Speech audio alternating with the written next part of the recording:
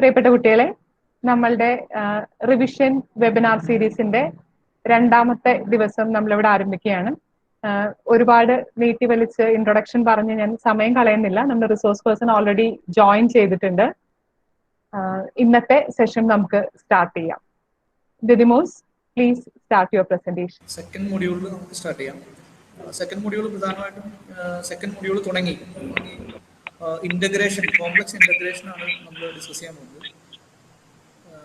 ഇപ്പോൾ പ്രധാനമായിട്ട് ഈ മൊഡ്യൂളിന്റെ കണ്ടന്റ് എന്ന് പറയുന്നത് നമുക്ക് നമ്മൾ പറഞ്ഞു കോംപ്ലക്സ് അനാലിസിസിൽ കോംപ്ലക്സ് നമ്പേഴ്സിന് നമുക്ക് XY പ്ലെയിനിൽ കൺസിഡർ ചെയ്യാം എന്ന് നമ്മൾ പറഞ്ഞു. അപ്പോൾ ഒരു ഇവിടെ നമ്മൾ കോംപ്ലക്സ് അനാലിസിസും എന്താണ് XY പ്ലെയിനും തമ്മിലുള്ള ഡിഫറൻസ് എന്താ, ഒരേപോലെ കണ്ടാൽ മതി, പിന്നെ നമ്മൾ കോംപ്ലക്സിനെ സെപ്പറേറ്റ് ഡീൽ ചെയ്യേണ്ട കാര്യമില്ലല്ലോ എന്നുള്ളതാണ് ഒരു ക്വസ്റ്റ്യൻ ഉണ്ടാവുക. അപ്പോൾ അത് തമ്മിൽ വ്യത്യാസങ്ങളുണ്ട് എന്നും അതിലൊരു പ്രധാനപ്പെട്ട ഒരു കാര്യം നമുക്ക് ഇവിടെ അറ്റ് ദിസ് മൊമെന്റ് നമുക്ക് ചിന്തിക്കാൻ പറ്റുന്നത് രണ്ട് തരത്തിലുള്ള ഇന്റഗ്രേഷൻ പോസിബിൾ ആണ് എന്നുള്ളതാണ്. അതായത് നമ്മൾ കൺസിഡർ ചെയ്യാൻ പോകുന്ന ഇന്റഗ്രേഷനെ നമ്മൾ വിളിക്കുന്നത് ഒരു കോണ്ടൂർ ഇന്റഗ്രേഷൻ എന്നാണ്.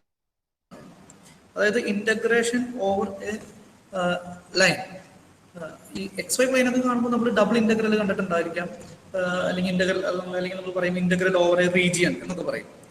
പക്ഷെ ഇവിടെ നമ്മൾ കൺസിഡർ ചെയ്യാൻ പോകുന്ന ഇന്റഗ്രൽ എന്ന് പറയുന്നത് കോണ്ടൂർ ഇന്റഗ്രൽസ് ആണ്. ഇത് കോംപ്ലക്സ് അനാലിസിസ് നമ്മൾ ഡീൽ ചെയ്യുന്ന ഇന്റഗ്രൽസിനെല്ലാം കോണ്ടൂർ ഇന്റഗ്രൽസ് എന്നാ പറയാ. അതായത് ഇന്റഗ്രൽസ് ഓവർ എ കർവ് എന്നോ അല്ലെങ്കിൽ ലൈനോ അല്ലെങ്കിൽ നമ്മൾ സർക്കിൾ എന്നൊക്കെ പറയുന്ന പോലെ അത്തരത്തിലുള്ള ഒരു കോണ്ടൂർ എന്ന് പറഞ്ഞാൽ അത്രേ ഉള്ളൂ. ഒരു പ്രത്യേക പ്രോപ്പർട്ടി ഉള്ള കർവ്സിനെയാണ് നമ്മൾ കോണ്ടൂർ എന്ന് വിളിക്കുന്നത്. അതെന്തൊക്കെയാണ് നമ്മൾ വഴിയെ അതിന്റെ ഡെഫിനിഷൻ കാണും. അപ്പോൾ അത്തരത്തിലുള്ള ഇന്റഗ്രേഷൻ ആണ് നമ്മൾ ഇവിടെ ഡീൽ ചെയ്യുന്നത്. അല്ലെങ്കിൽ ഇവിടെ നമ്മൾ ഇന്റഗ്രൽ ഓവർ എ റീജിയൻ തൽക്കാലത്തേക്ക് കൺസിഡർ ചെയ്യുന്നില്ല എന്നർത്ഥം. അത് നമ്മൾ കൺസിഡർ ചെയ്യാൻ പോകുന്ന ഇന്റഗ്രൽ എല്ലാം XY പ്ലെയിനിൽ നമ്മൾ പലപ്പോഴും അവിടെ ലൈൻ ഇന്റഗ്രലും integral over A region, double integral എല്ലാം നമ്മൾ കണ്ടിട്ടുണ്ടാവും. പക്ഷെ ഇവിടെ നമ്മൾ കൺസിഡർ ചെയ്യുന്നത് കോണ്ടൂർ ഇന്റഗ്രൽസ് ആണ്. ഇവിടെ നമുക്ക് ഈ കോണ്ടൂർ ഇന്റഗ്രൽസ് ആണ് കൂടുതൽ അപ്ലിക്കബിൾ ആയിട്ടുള്ള കാര്യം. അതുകൊണ്ട് നമ്മൾ അതിനെ പറ്റി കൂടുതൽ ഡിസ്കസ് ചെയ്യുന്നു. അല്ലെങ്കിൽ ഈ കോംപ്ലക്സ് ഫംഗ്ഷൻസിനെ R2 ഫംഗ്ഷൻ ആയിട്ട് കണ്ട് ചെയ്യാൻ പറ്റില്ല എന്ന് ചോദിച്ചാൽ അങ്ങനെ കാണുമ്പോൾ, പക്ഷെ നമ്മുടെ ഇപ്പോഴത്തെ കൺസെൻട്രേഷൻ എന്ന് പറയുന്നത് കോംപ്ലക്സ് സ്റ്റഡി ചെയ്യുക, അതിന്റെ അപ്ലിക്കേഷൻസ് എന്തൊക്കെയാണെന്ന് നോക്കുക എന്നുള്ളതാണ്. അപ്പൊ ഇന്നലെ ചോദിച്ചു, ആരാന്ന് ഞാൻ ഓർക്കുന്നില്ല, നമുക്ക് എന്താ പറയുക F'(Z) 0 ആണെങ്കിൽ F(Z) കോൺസ്റ്റന്റ് ആവും, അതിന് വേറെ പ്രൂഫുകളുണ്ടോ എന്നുള്ളതൊക്കെ ഈ ഇന്റഗ്രേഷൻ ഒക്കെ ഉപയോഗിച്ച് നമുക്ക് ചെയ്യാൻ പറ്റും. ഫണ്ടമെന്റൽ അല്ലെങ്കിൽ കോണ്ടൂർ ഇന്റഗ്രൽസ് എല്ലാം ഉപയോഗിച്ച് നമുക്ക് അതിനെ റെഡ്യൂസ് ചെയ്തെടുക്കാൻ പറ്റും. പല റിസൾട്ട് ഉപയോഗിച്ച് നമുക്ക് അത് റെഡ്യൂസ് ചെയ്തെടുക്കാൻ പറ്റും. അവിടെ ആ മൊമെന്റിൽ ആ ഒരു പ്രൂഫ് കൊടുത്തെന്നുള്ള കാര്യം മാത്രമേ ഉള്ളൂ. ചെറിയ ക്ലാസ്സിൽ പഠിച്ച കാര്യങ്ങൾ അവിടെ ഉപയോഗിക്കാൻ പറ്റുമെന്ന് കാണിക്കാൻ വേണ്ടി. അപ്പൊ നമുക്ക് ഇവിടുന്ന് സ്റ്റാർട്ട് ചെയ്യുന്നത് കോംപ്ലക്സ് ഫംഗ്ഷൻസിന്റെ അല്ലെങ്കിൽ കോംപ്ലക്സ് പ്ലെയിനിൽ നിന്ന് അല്ലെങ്കിൽ അതിന്റെ സബ്സെറ്റിൽ നിന്ന് ഡിഫൈൻ ചെയ്യുന്ന ഫംഗ്ഷൻസിന്റെ ഇന്റഗ്രൽ ആണ് സ്റ്റഡി ചെയ്യാൻ പോകുന്നതെങ്കിലും നമ്മൾ സ്റ്റാർട്ട് ചെയ്യുന്നത് നമ്മൾ ആറിൽ നിന്ന് കോംപ്ലക്സ് പ്ലെയിനിലേക്കുള്ള ഒരു ഫംഗ്ഷന്റെ ഇന്റഗ്രൽസ് ഉപയോഗിച്ചാണ് നമ്മളിത് സ്റ്റഡി ചെയ്യാൻ പോകുന്നത്. അല്ലെങ്കിൽ ഇതിന് മുന്നായിട്ട് നമുക്ക് അറിഞ്ഞിരിക്കേണ്ട കാര്യം എന്ന് പറയുന്നത് എങ്ങനെയാണ് നമ്മൾ റിയൽ നമ്പേഴ്സിന്റെ സബ്സെറ്റിൽ നിന്ന് അല്ലെങ്കിൽ ഒരു ക്ലോസ്ഡ് ഇന്റർവൽ AB-യിൽ നിന്ന് കോംപ്ലക്സ് പ്ലെയിനിലേക്കുള്ള ഒരു ഫംഗ്ഷൻ ഞാൻ ഒമേഗ എന്ന് വിളിച്ചാൽ ഒമേഗയുടെ ഇന്റഗ്രൽ എങ്ങനെ ഡിഫൈൻ ചെയ്യും, അല്ലെങ്കിൽ ഒമേഗയുടെ ഏത് തരത്തിലുള്ള ഇന്റഗ്രലാണ് നമ്മളിവിടെ യൂസ് ചെയ്യാൻ പോകുന്നത് എന്നുള്ളതാണ് നമ്മൾ ആദ്യമേ സ്റ്റാർട്ട് ചെയ്യുന്ന കാര്യം. അപ്പൊ ഞാൻ മനസ്സിലാക്കുന്നത് 37 എന്ന് പറഞ്ഞ സ്ലൈഡ് ആയിരിക്കും നിങ്ങൾ എല്ലാവരും കണ്ടുകൊണ്ടിരിക്കുന്നത്. ഡെറിവേറ്റീവ്സ് ഓഫ് ഫംഗ്ഷൻസ് എന്ന് പറഞ്ഞ സ്ലൈഡ് ആയിരിക്കും നിങ്ങൾക്ക് വിസിബിൾ ആയിട്ടുള്ളതെന്ന് വിചാരിക്കുന്നു. ഇതില് ആദ്യം ഡെഫിനിഷൻ ആണ്. അതായത് എങ്ങനെയാണ് omega of t is equal to u of t plus i v of t എന്ന് പറഞ്ഞ ഫംഗ്ഷന്റെ ഡെറിവേറ്റീവ് എന്താണെന്നും അതിന് ഇന്റഗ്രലുമായിട്ടുള്ള കണക്ഷൻ എന്താണെന്നുള്ള കാര്യങ്ങളാണ് നമ്മൾ ആദ്യമേ സ്റ്റാർട്ട് ചെയ്യുമ്പോൾ. അപ്പോൾ consider omega of t that is equal to u of t plus iv of t where the functions u and v are real valued functions of t. u ഉം v ഉം real valued ആണ്. അതുകൊണ്ട് u of t plus iv of t എന്ന് പറയുന്നത് ഒരു complex number ആയിട്ട് നമുക്ക് consider ചെയ്യാൻ പറ്റും. So corresponding to each t we assign a complex number, a unique complex number u of t plus iv of t. That's the nature of this function.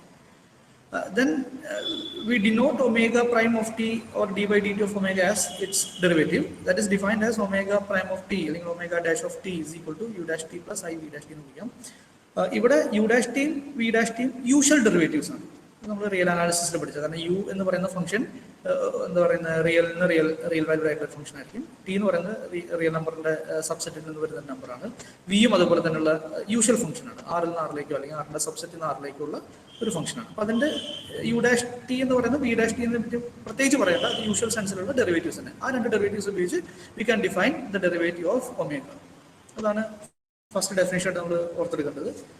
ഇത് പഠിച്ചു കഴിഞ്ഞതിന് ശേഷമായിരിക്കും നിങ്ങൾ ഒമേഗ ഓഫ് ടിയുടെ അല്ലെങ്കിൽ ഇതിനെ നമുക്ക് എങ്ങനെ ഫംഗ്ഷൻ ആയിട്ട് ട്രീറ്റ് ചെയ്യാം, അതാണ് അടുത്ത അല്ലെങ്കിൽ ഡെഫിനിഷൻ്റെ അടുത്ത ബ്ലോക്കിൽ നിങ്ങൾ കാണാൻ പോകുന്നത്.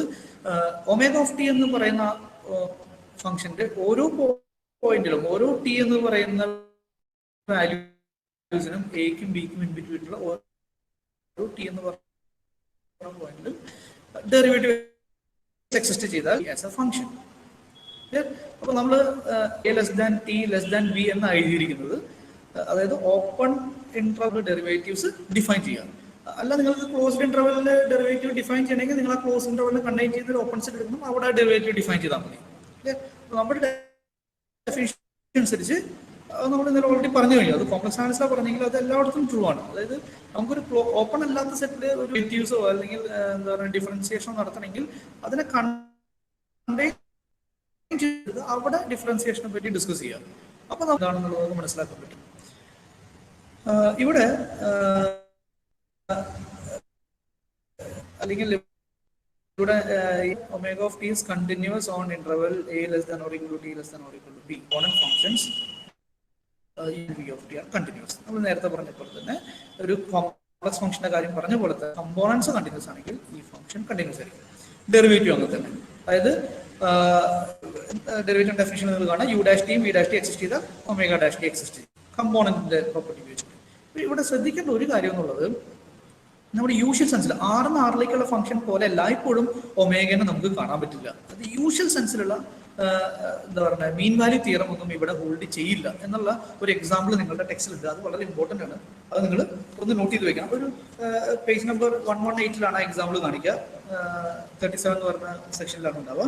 അത് ഫംഗ്ഷൻ എടുത്തിരിക്കുന്നത് e⁻ എന്ന് പറയുന്ന ഫംഗ്ഷനാണ്. അതായത് അത് 0 to 2π നിന്ന് യൂണിറ്റ് സർക്കിളിലേക്ക് ഒരു ഫംഗ്ഷനാണ്. ആ ഫംഗ്ഷൻ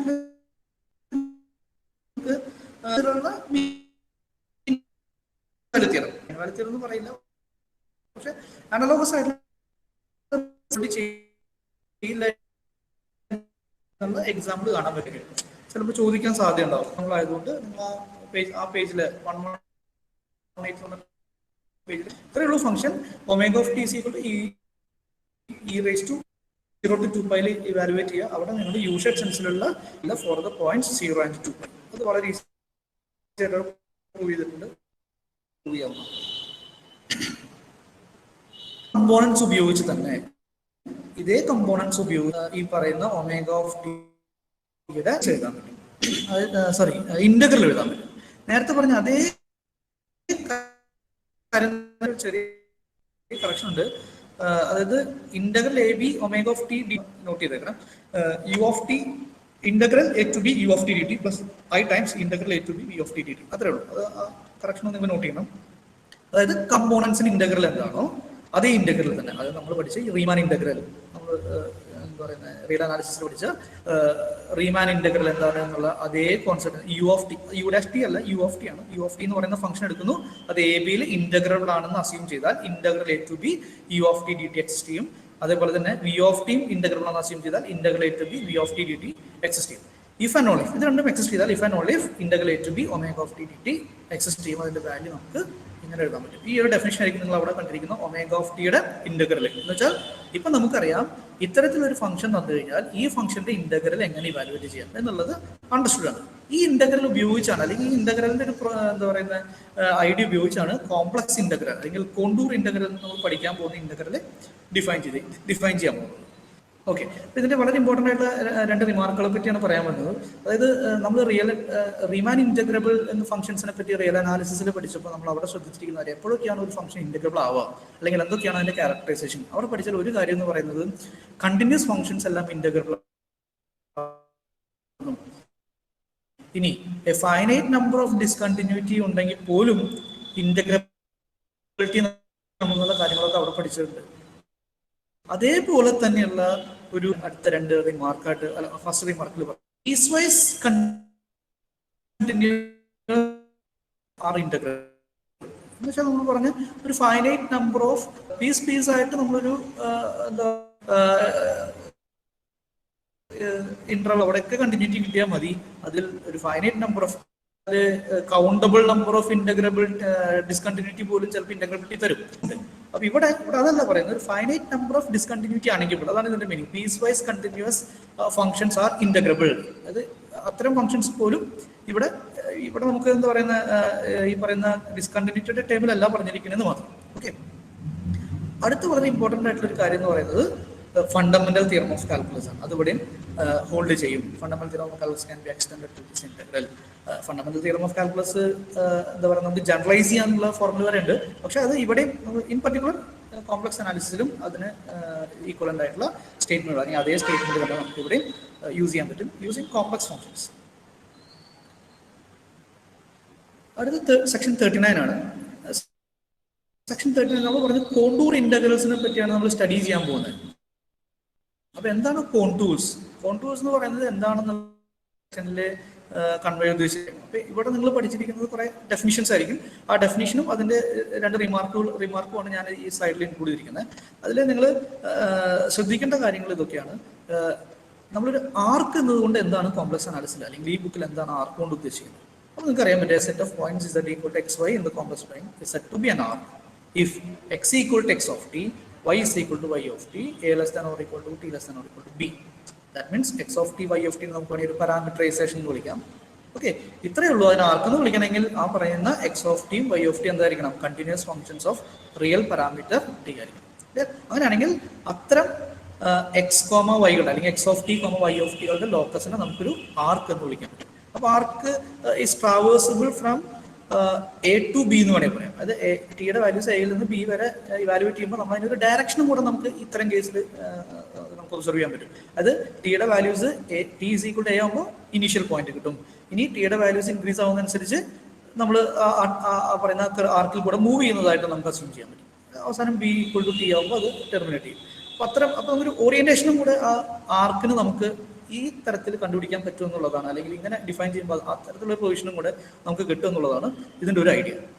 രണ്ടാമതായിട്ട് ആർക്ക് സി ഈസ് സിമ്പിൾ ആർക്ക്. അതായത് എന്താണ്, എപ്പോഴാണ് ഈ ആർക്കിനെ സിമ്പിൾ ആർക്ക് എന്ന് വിളിക്കുക, അല്ലെങ്കിൽ ഈ പ്രോപ്പർട്ടിയുള്ള ആർക്കിനെ എങ്ങനെ സിമ്പിൾ ആർക്ക് എന്ന് വിളിക്കും? ഇത്രയേ ഉള്ളൂ സിമ്പിൾ ആർക്ക് എന്ന് പറയണമെങ്കിൽ. നമ്മൾ ഈ പറയുന്ന എക്സ് ഓഫ് ടിയും അല്ലെങ്കിൽ രണ്ട് പോയിന്റ് T1 T2 എന്ന് പറയുന്ന രണ്ട് പോയിന്റ് എടുത്താൽ ആ രണ്ട് പോയിന്റിലെ വാല്യൂ സെയിം ആവാൻ പാടില്ല. ഓക്കെ, വേറെ തരത്തിൽ പറഞ്ഞാൽ ഈ ഇപ്പോൾ ഒരു എക്സാം സർക്കിൾ എടുത്തു കഴിഞ്ഞാൽ നിങ്ങൾക്ക് അറിയാം, നമ്മൾ നേരത്തെ പറഞ്ഞ e⁻it എന്ന് പറയുന്നത് വേണമെങ്കിൽ നമുക്ക് ഒരു ആർക്കിന് എക്സാമ്പിൾ ആയിട്ട് കാണാം. e⁻it means cos t, sin t. അത് t ഈക്വൽ ടു 0 കൊടുത്താലും t is equal to 2π കൊടുത്താലും രണ്ടും സെയിം വാല്യൂ കിട്ടും. ക്ലിയർ? അപ്പൊ അത്തരം ആർക്കുകൾ നമ്മൾ സിമ്പിൾ ആർക്ക് എന്ന് കൺസിഡർ ചെയ്യാറില്ല എന്നർത്ഥം. എന്ന് വെച്ചാൽ സിമ്പിൾ ആർക്ക് എന്ന് പറയണമെങ്കിൽ 1 വേണം എന്നുള്ളതാണ്. Z എന്ന് പറയുന്ന ഒരു ഫംഗ്ഷൻ ആയിട്ട് ട്രീറ്റ് ചെയ്താൽ, അല്ലെങ്കിൽ ആറിൽ നിന്നുള്ളൊരു ഫംഗ്ഷൻ ആയിട്ട് ട്രീറ്റ് ചെയ്താൽ അവിടെ ഒരു 1 വേണം എന്നാണ് ഉദ്ദേശിക്കുന്നത്.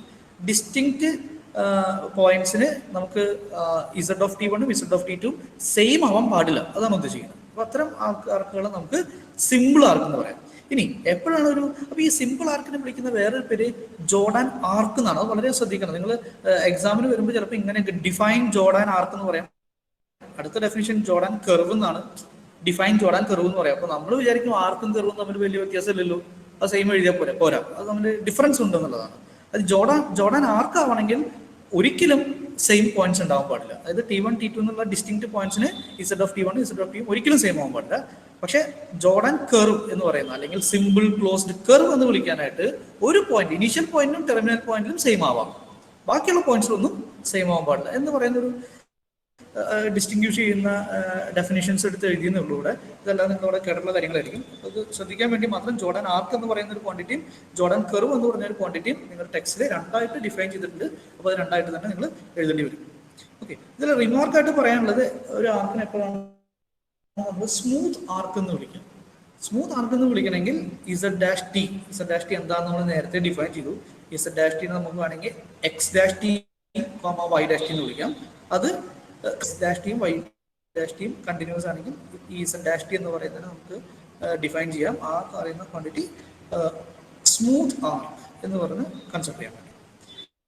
കോണ്ടൂറിന്റെ ഡെഫിനിഷൻ വരുന്നത് കോൺ piecewise smooth arc consisting of a finite number of smooth arcs joint end to end. വളരെ ഇമ്പോർട്ടൻ്റ് ആയിട്ടുള്ള ഒരു ഡെഫിനിഷൻ അല്ലെങ്കിൽ റിമാർക്ക് എന്ന് പറയാം. അപ്പോൾ നേരത്തെ ഡിഫൈൻ ചെയ്ത കാര്യങ്ങൾ ഉപയോഗിച്ച് തന്നെ പീസ് വൈസ് സ്മൂത്ത് ആയിട്ടുള്ള ആർക്കുകളെ എന്താ പറയുക ടെയിൽ ടു ഹെഡ് ജോയിൻ ചെയ്ത് ഉണ്ടാക്കിയിരിക്കുന്ന പുതിയ അല്ലെങ്കിൽ ഹോൾ ആർക്കിനെയാണ് നമ്മൾ കോണ്ടൂർ എന്ന് വിളിക്കുന്നത്. അല്ലെങ്കിൽ നമുക്ക് എന്താ പറയുക, പീസ് വൈസ് സ്മൂത്ത് ആർക്കെന്നോ അങ്ങനെ നമുക്ക് പേരിട്ട് വിളിക്കാൻ പറ്റും. ഇത്തരം കാര്യങ്ങളാണ് 39 വളരെ ഇമ്പോർട്ടൻ്റ് ആയിട്ടുള്ള കാര്യങ്ങൾ മാത്രമാണ് ഈ സ്ലൈഡിൽ ഇൻക്ലൂഡ് ചെയ്തിരിക്കുന്നത്. ഈ 38 39 സെഷനിൽ കുറേ എക്സാമ്പിൾസും ഈ ഇന്റഗ്രൽ എങ്ങനെ ഇവാലുവേറ്റ് ചെയ്യാന്നുള്ള എക്സാമ്പിൾസ് ഒക്കെ ഉണ്ട്. ഒരു 1 ലൈൻ എന്താ പറയുക പ്രോബ്ലംസ് ഒക്കെ പ്രൂവ് ചെയ്തിട്ടുണ്ട്, അല്ലെങ്കിൽ അത് വർക്ക്ഡ് ഔട്ട് ആണ്. അത് നിങ്ങൾ എളുപ്പത്തിൽ കണ്ടുപിടിക്കുന്നു വിചാരിക്കുന്നത്. അത്ര ബുദ്ധിമുട്ടുള്ള കാര്യങ്ങളല്ല. സ്ലൈഡ് ഞാൻ ഒന്നുകൂടെ പറയാം, അതായത് ഈ 39 കൊണ്ട് പ്രധാനമായിട്ടും കുറച്ച് ഡെഫിനിഷൻസ് ആണ് നമുക്ക് ഡിസ്കസ് ചെയ്യാനുള്ളത്. ഇതിൽ ഡെഫിനിഷൻ എന്ന് പറയാൻ കാരണം ഇത് നമ്മൾ തെറ്റിക്കാൻ സാധ്യതയുള്ള ഡെഫിനിഷൻസ് ആണ്. അതാണ് ഇതിന്റെ പ്രത്യേകത. അതായത് നമ്മൾ ആദ്യം ഡിഫൈൻ ചെയ്യാൻ പോകുന്നത് എന്താണ് ഒരു ആർക്ക് എന്ന് പറഞ്ഞാണ് നമ്മൾ സ്റ്റാർട്ട് ചെയ്യുന്നത്. ആർക്കിന്റെ definition z equal to x of y, x comma y, x equal to x of t, y equal to y of t. അത് ടി എന്ന് പറയുന്ന പാരാമീറ്റർ ഉപയോഗിച്ച് കോംപ്ലക്സ് നമ്പേഴ്സിനെ റെപ്രസെന്റ് ചെയ്യുന്നു. അങ്ങനെ റെപ്രസെന്റ് ചെയ്യുമ്പോൾ എക്സും വൈയും അല്ലെങ്കിൽ എക്സ് ഓഫ് ടിയും വൈ ഓഫ് ടിയും continuous functions on real parameter ആണെങ്കിൽ നമുക്കതിനെ ആർക്ക് എന്ന് വിളിക്കാൻ പറ്റും. ഈ ആർക്കിനെ സിമ്പിൾ എന്ന് വിളിക്കണമെങ്കിൽ അതിനൊരു വൺ വണ്ണസ് പ്രോപ്പർട്ടി വേണം. എന്താണ് വൺ വണ്ണസ് പ്രോപ്പർട്ടി എന്ന് വെച്ചാൽ T1 T2 സെയിം അല്ലെങ്കിൽ z of T1 Z of T2 same ആവാൻ പാടില്ല. ഇത്തരം ആൾക്കാരാണ് സിമ്പിൾ ആർക്ക് എന്ന് വിളിക്കുന്നത്. പ്രത്യേകത നമ്മൾ നേരത്തെ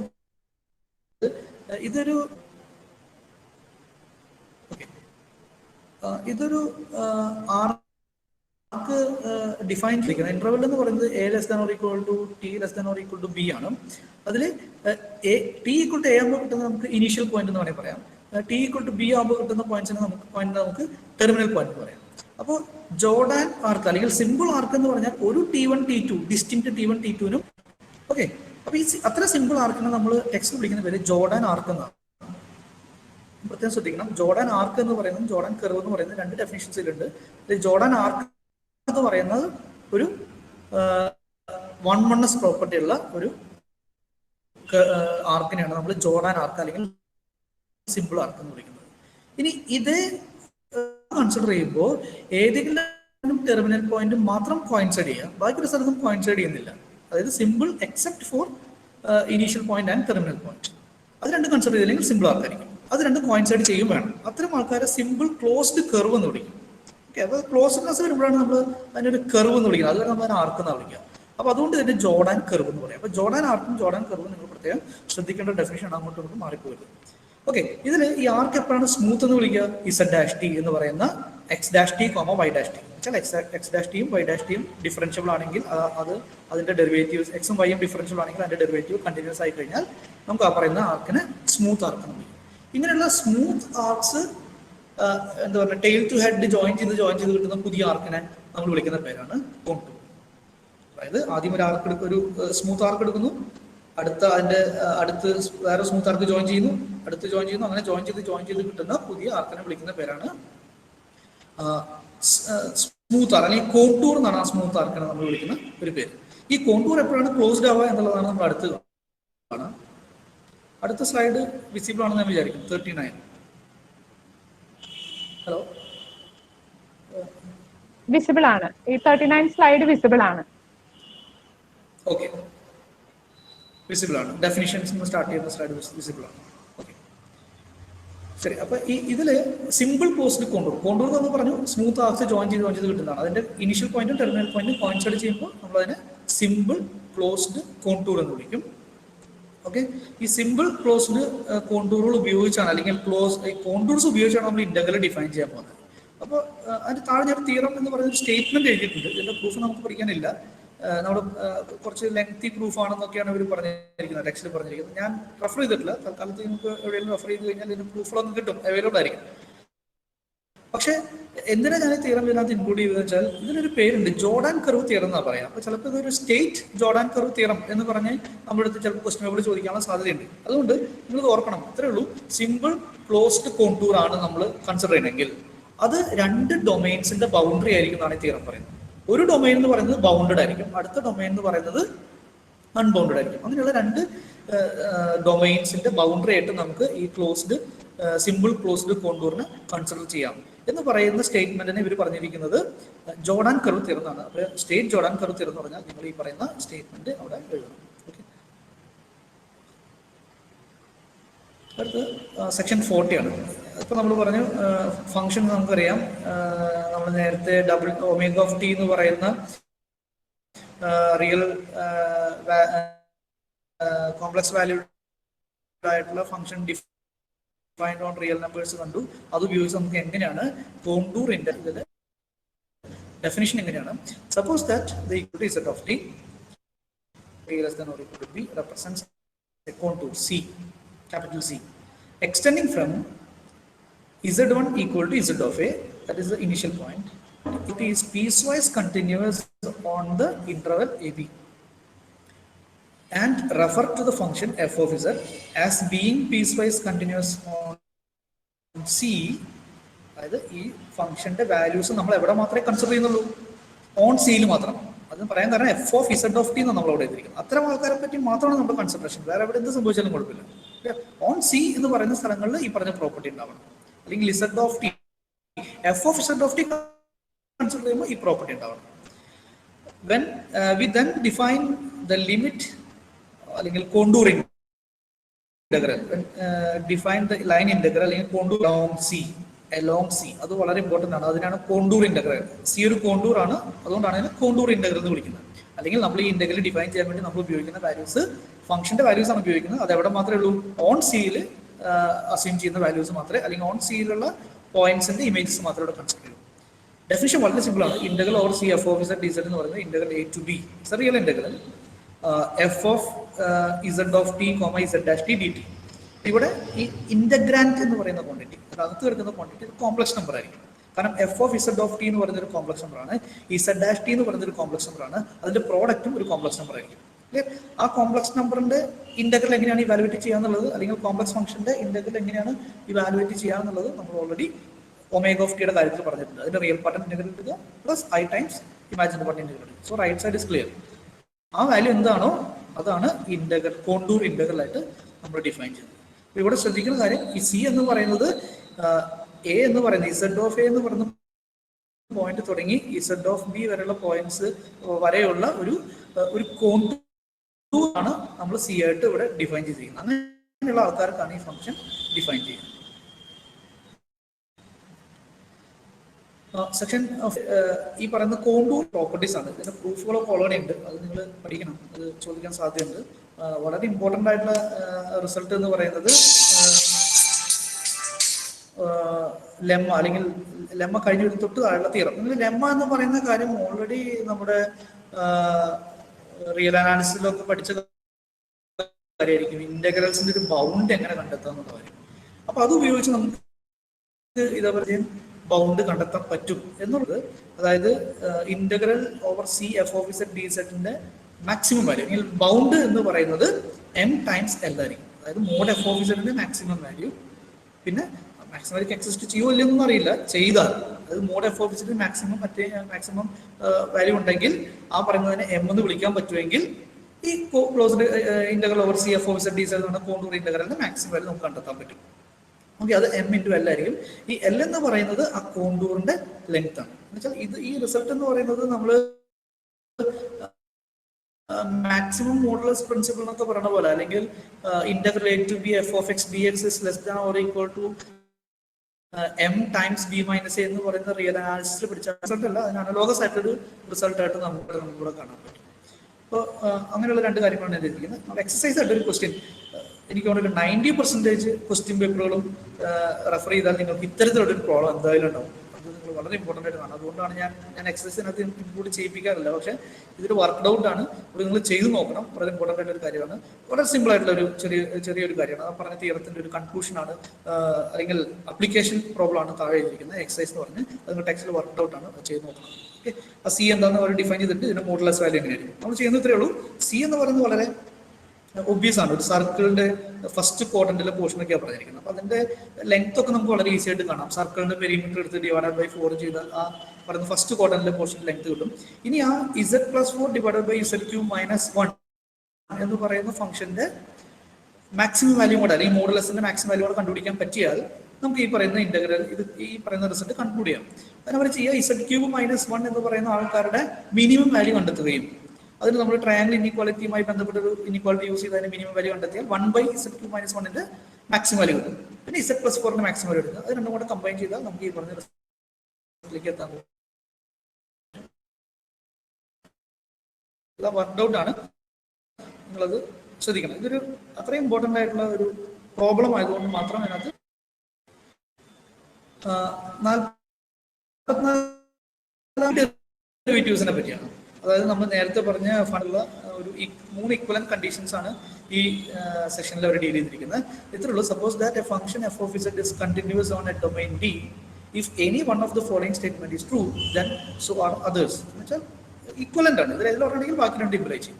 അതിൽ ആദ്യത്തെ റിസൾട്ട് ഇതാണ്, f of z has an anti derivative capital F of z throughout D. ഈ ആന്റി ഡെറിവേറ്റീവ് കൊണ്ട് ഉദ്ദേശിക്കത്തേ ഉള്ളൂ ക്യാപിറ്റൽ എഫിന്റെ ഡെറിവേറ്റീവ് ആയിരിക്കും small f. Okay, so capital f of എന്ന് വിളിക്കുന്ന പേര് anti derivative of small f എന്ന് വിളിക്കും. ഈ അടുത്ത സ്റ്റേറ്റ്മെന്റ്, അപ്പൊ ഇത് ആന്റി ഡെറിവേറ്റീവ് എക്സിസ്റ്റ് ചെയ്യുക എന്ന് പറയുന്നതും സെക്കൻഡ് സ്റ്റേറ്റ്മെന്റ് ആയിട്ടുള്ള the integrals of f of z along contours lying entirely in D and extending from any fixed point z1 to any fixed point z2 all have the same value, namely f of z2 minus z1. എന്ന് വെച്ചാൽ അടുത്ത result എന്ന് പറയുന്നത് anti derivative ഉണ്ടെങ്കിൽ നമ്മൾ ഒന്നാമത്തെ condition assume ചെയ്യാണ്.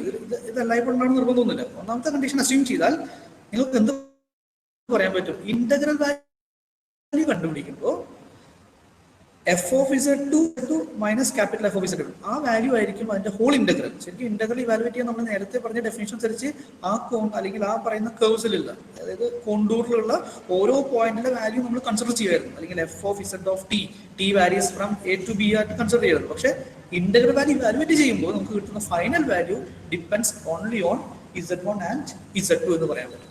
അപ്പോൾ ഇതിൽ ഈ സെക്ഷനിൽ 44 എന്ന സെക്ഷനിൽ ആന്റി ഡെറിവേറ്റീവ്സ്, അതായത് നമ്മൾ നേരത്തെ പറഞ്ഞെടുത്ത് ഇങ്ങനെയാണ് 3 സ്റ്റേറ്റ്മെന്റ് ഈക്വലന്റ് ആണെന്നും അതിൽ ഒന്നാമത്തെ സ്റ്റേറ്റ്മെന്റ് ആന്റി ഡെറിവേറ്റീവ് ഉണ്ട്. ആന്റി ഡെറിവേറ്റീവ് കൊണ്ട് ഉദ്ദേശിക്കുന്നതേ ഉള്ളൂ ക്യാപിറ്റൽ എഫ് ഓഫ് സെഡിനെ സ്മോൾ എഫ് ഓഫ് സെഡിന്റെ ആന്റി ഡെറിവേറ്റീവ് എന്ന് വിളിക്കണമെങ്കിൽ ക്യാപിറ്റൽ എഫിന്റെ ഡെറിവേറ്റീവ് സ്മോൾ എഫ് ആയിരിക്കും. ഓക്കെ, ഇതിനാണ് നമ്മൾ ആന്റി ഡെറിവേറ്റീവ് എന്ന് വിളിക്കുന്നത്. അങ്ങനെ ആന്റി ഡെറിവേറ്റീവ് ഉണ്ടെങ്കിൽ ആ സ്മോൾ എഫിന്റെ ഇന്റഗ്രല്, ഓക്കെ, സ്മോൾ എഫിന്റെ ഇന്റഗ്രല് z2 z1 എന്ന് പറയുന്ന n പോയിന്റ്സിനെ മാത്രമേ ഡിപ്പെൻഡ് ചെയ്യുള്ളൂ എന്നുള്ളതാണ്. ഈ ആന്റി ഡെറിവേറ്റീവ് ഉണ്ടാവുക എന്നുള്ളത് തന്നെ നമ്മൾ വിളിക്കുക, അല്ലെങ്കിൽ സ്മോൾ എഫിന് ആന്റി ഡെറിവേറ്റീവ് ഉണ്ടെങ്കിൽ നമ്മൾ സ്മോൾ എഫിനെ വിളിക്കുക പെർഫെക്റ്റ് ഡിഫറൻഷ്യൽ എന്നാണ്. ശരിക്കും ഡിഫറൻഷ്യൽ ഇക്വേഷൻസിലെല്ലാം വിളിക്കുക പെർഫെക്റ്റ് ഡിഫറൻഷ്യൽ എന്നാണ്. എന്ന് വെച്ചാൽ അല്ലെങ്കിൽ എക്സാക്ട് ഫോം എന്നൊക്കെ വേണമെങ്കിൽ പറയാം. അത് ഏതൊരു ഫംഗ്ഷന്റെ എക്സാക്ട് ഡെറിവേറ്റീവ് ആയിട്ട് ഈ എഫ് ഓഫ് z എക്സിസ്റ്റ് ചെയ്യണം.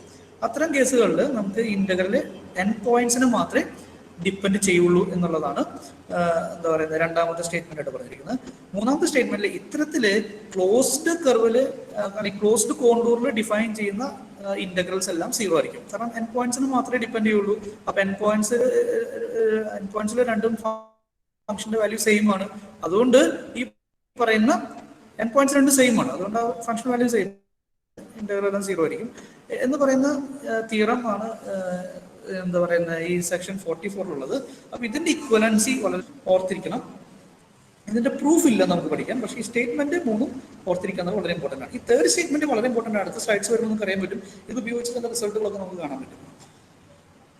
ഓക്കെ, ഈ പറയുന്ന സ്റ്റേറ്റ്മെന്റ് ഉപയോഗിച്ച് നമ്മൾ നേരത്തെ ഞാൻ പറഞ്ഞു തുടങ്ങിയാൽ ഇന്നലെ സംശയം ചോദിച്ചതായിരുന്നു, ഡെറിവേറ്റീവ് 0 ആണെങ്കിൽ ഫംഗ്ഷൻ കോൺസ്റ്റന്റ് ആവില്ല എന്നുള്ള റിസൾട്ടൊക്കെ ഈ സെക്കൻഡ് സ്റ്റേറ്റ്മെന്റ് ഉപയോഗിച്ച് നമുക്ക് പ്രൂവ് ചെയ്യാൻ പറ്റും.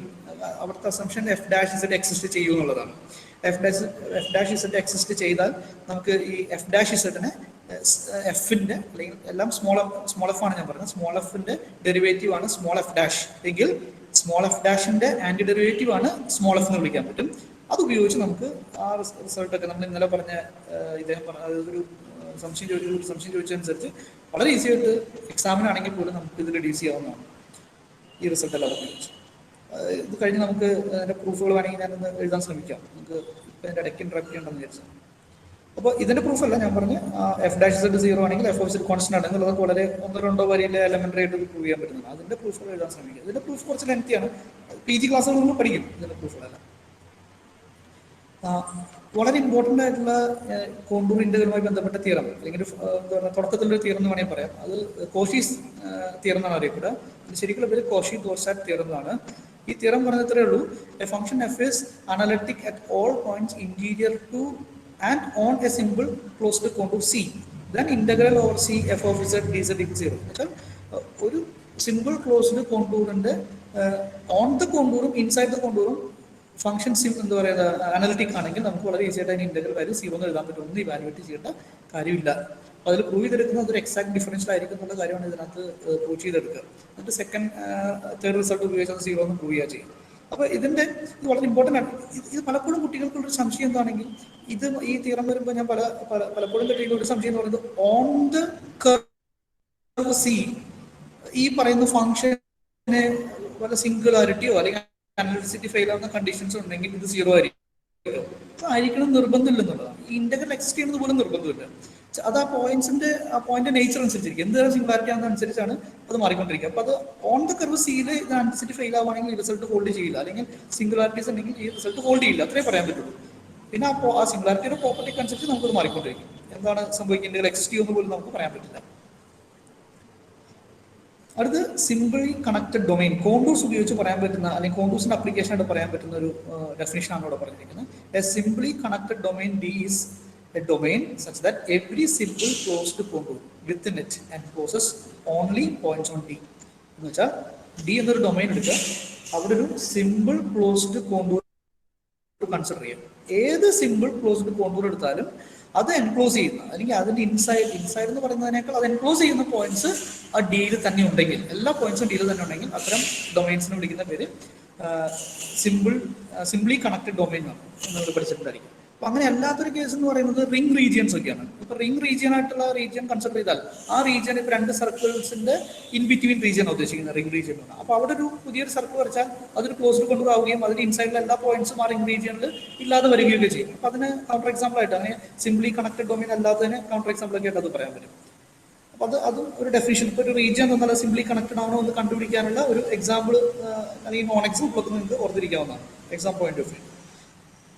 അടുത്തൊരു തീരം പറയുന്നത്, if a function f is analytic throughout a simply connected domain D, then integral over C f of z dz equal to 0 for every closed contour C lying on D. നേരത്തെ പറഞ്ഞ തിയറത്തിന്റെ simply connected ഡൊമൈൻസിന്റെ property ആയിട്ട് നമുക്ക് കോഷിസ് theorem പോലെ തന്നെ അതിന്റെ ഒരു application ആയിട്ട് അല്ലെങ്കിൽ ഒരു കോൺസിക്വൻസ് ആയിട്ട് നമുക്ക് പ്രൂവ് ചെയ്യാൻ പറ്റും. ഈ തിയറത്തിന്റെ കോൺവേഴ്സ് ട്രൂ ആണോ എന്ന് ചോദിച്ചാൽ അതുമായി ബന്ധപ്പെട്ട റിസൾട്ട് നമ്മൾ വഴിയെ കാണും. ഇതിന്റെ കോൺവേഴ്സ് എപ്പോഴാണ് ട്രൂ ആവും, അത് എപ്പോഴും ട്രൂ ആണോ അല്ലെങ്കിൽ എന്തെങ്കിലും എക്സ്ട്രാ പ്രോപ്പർട്ടി വേണം എന്നിട്ട് നോക്കുമ്പോൾ ഈ എഫിന്റെ കണ്ടിന്യൂറ്റി ഒക്കെ കൂട്ടിച്ചേർത്ത് നമുക്ക് ഇതിന്റെ കോൺവേഴ്സിനെ പറ്റി ഡിസ്കസ് ചെയ്യാവുന്നതാണ്.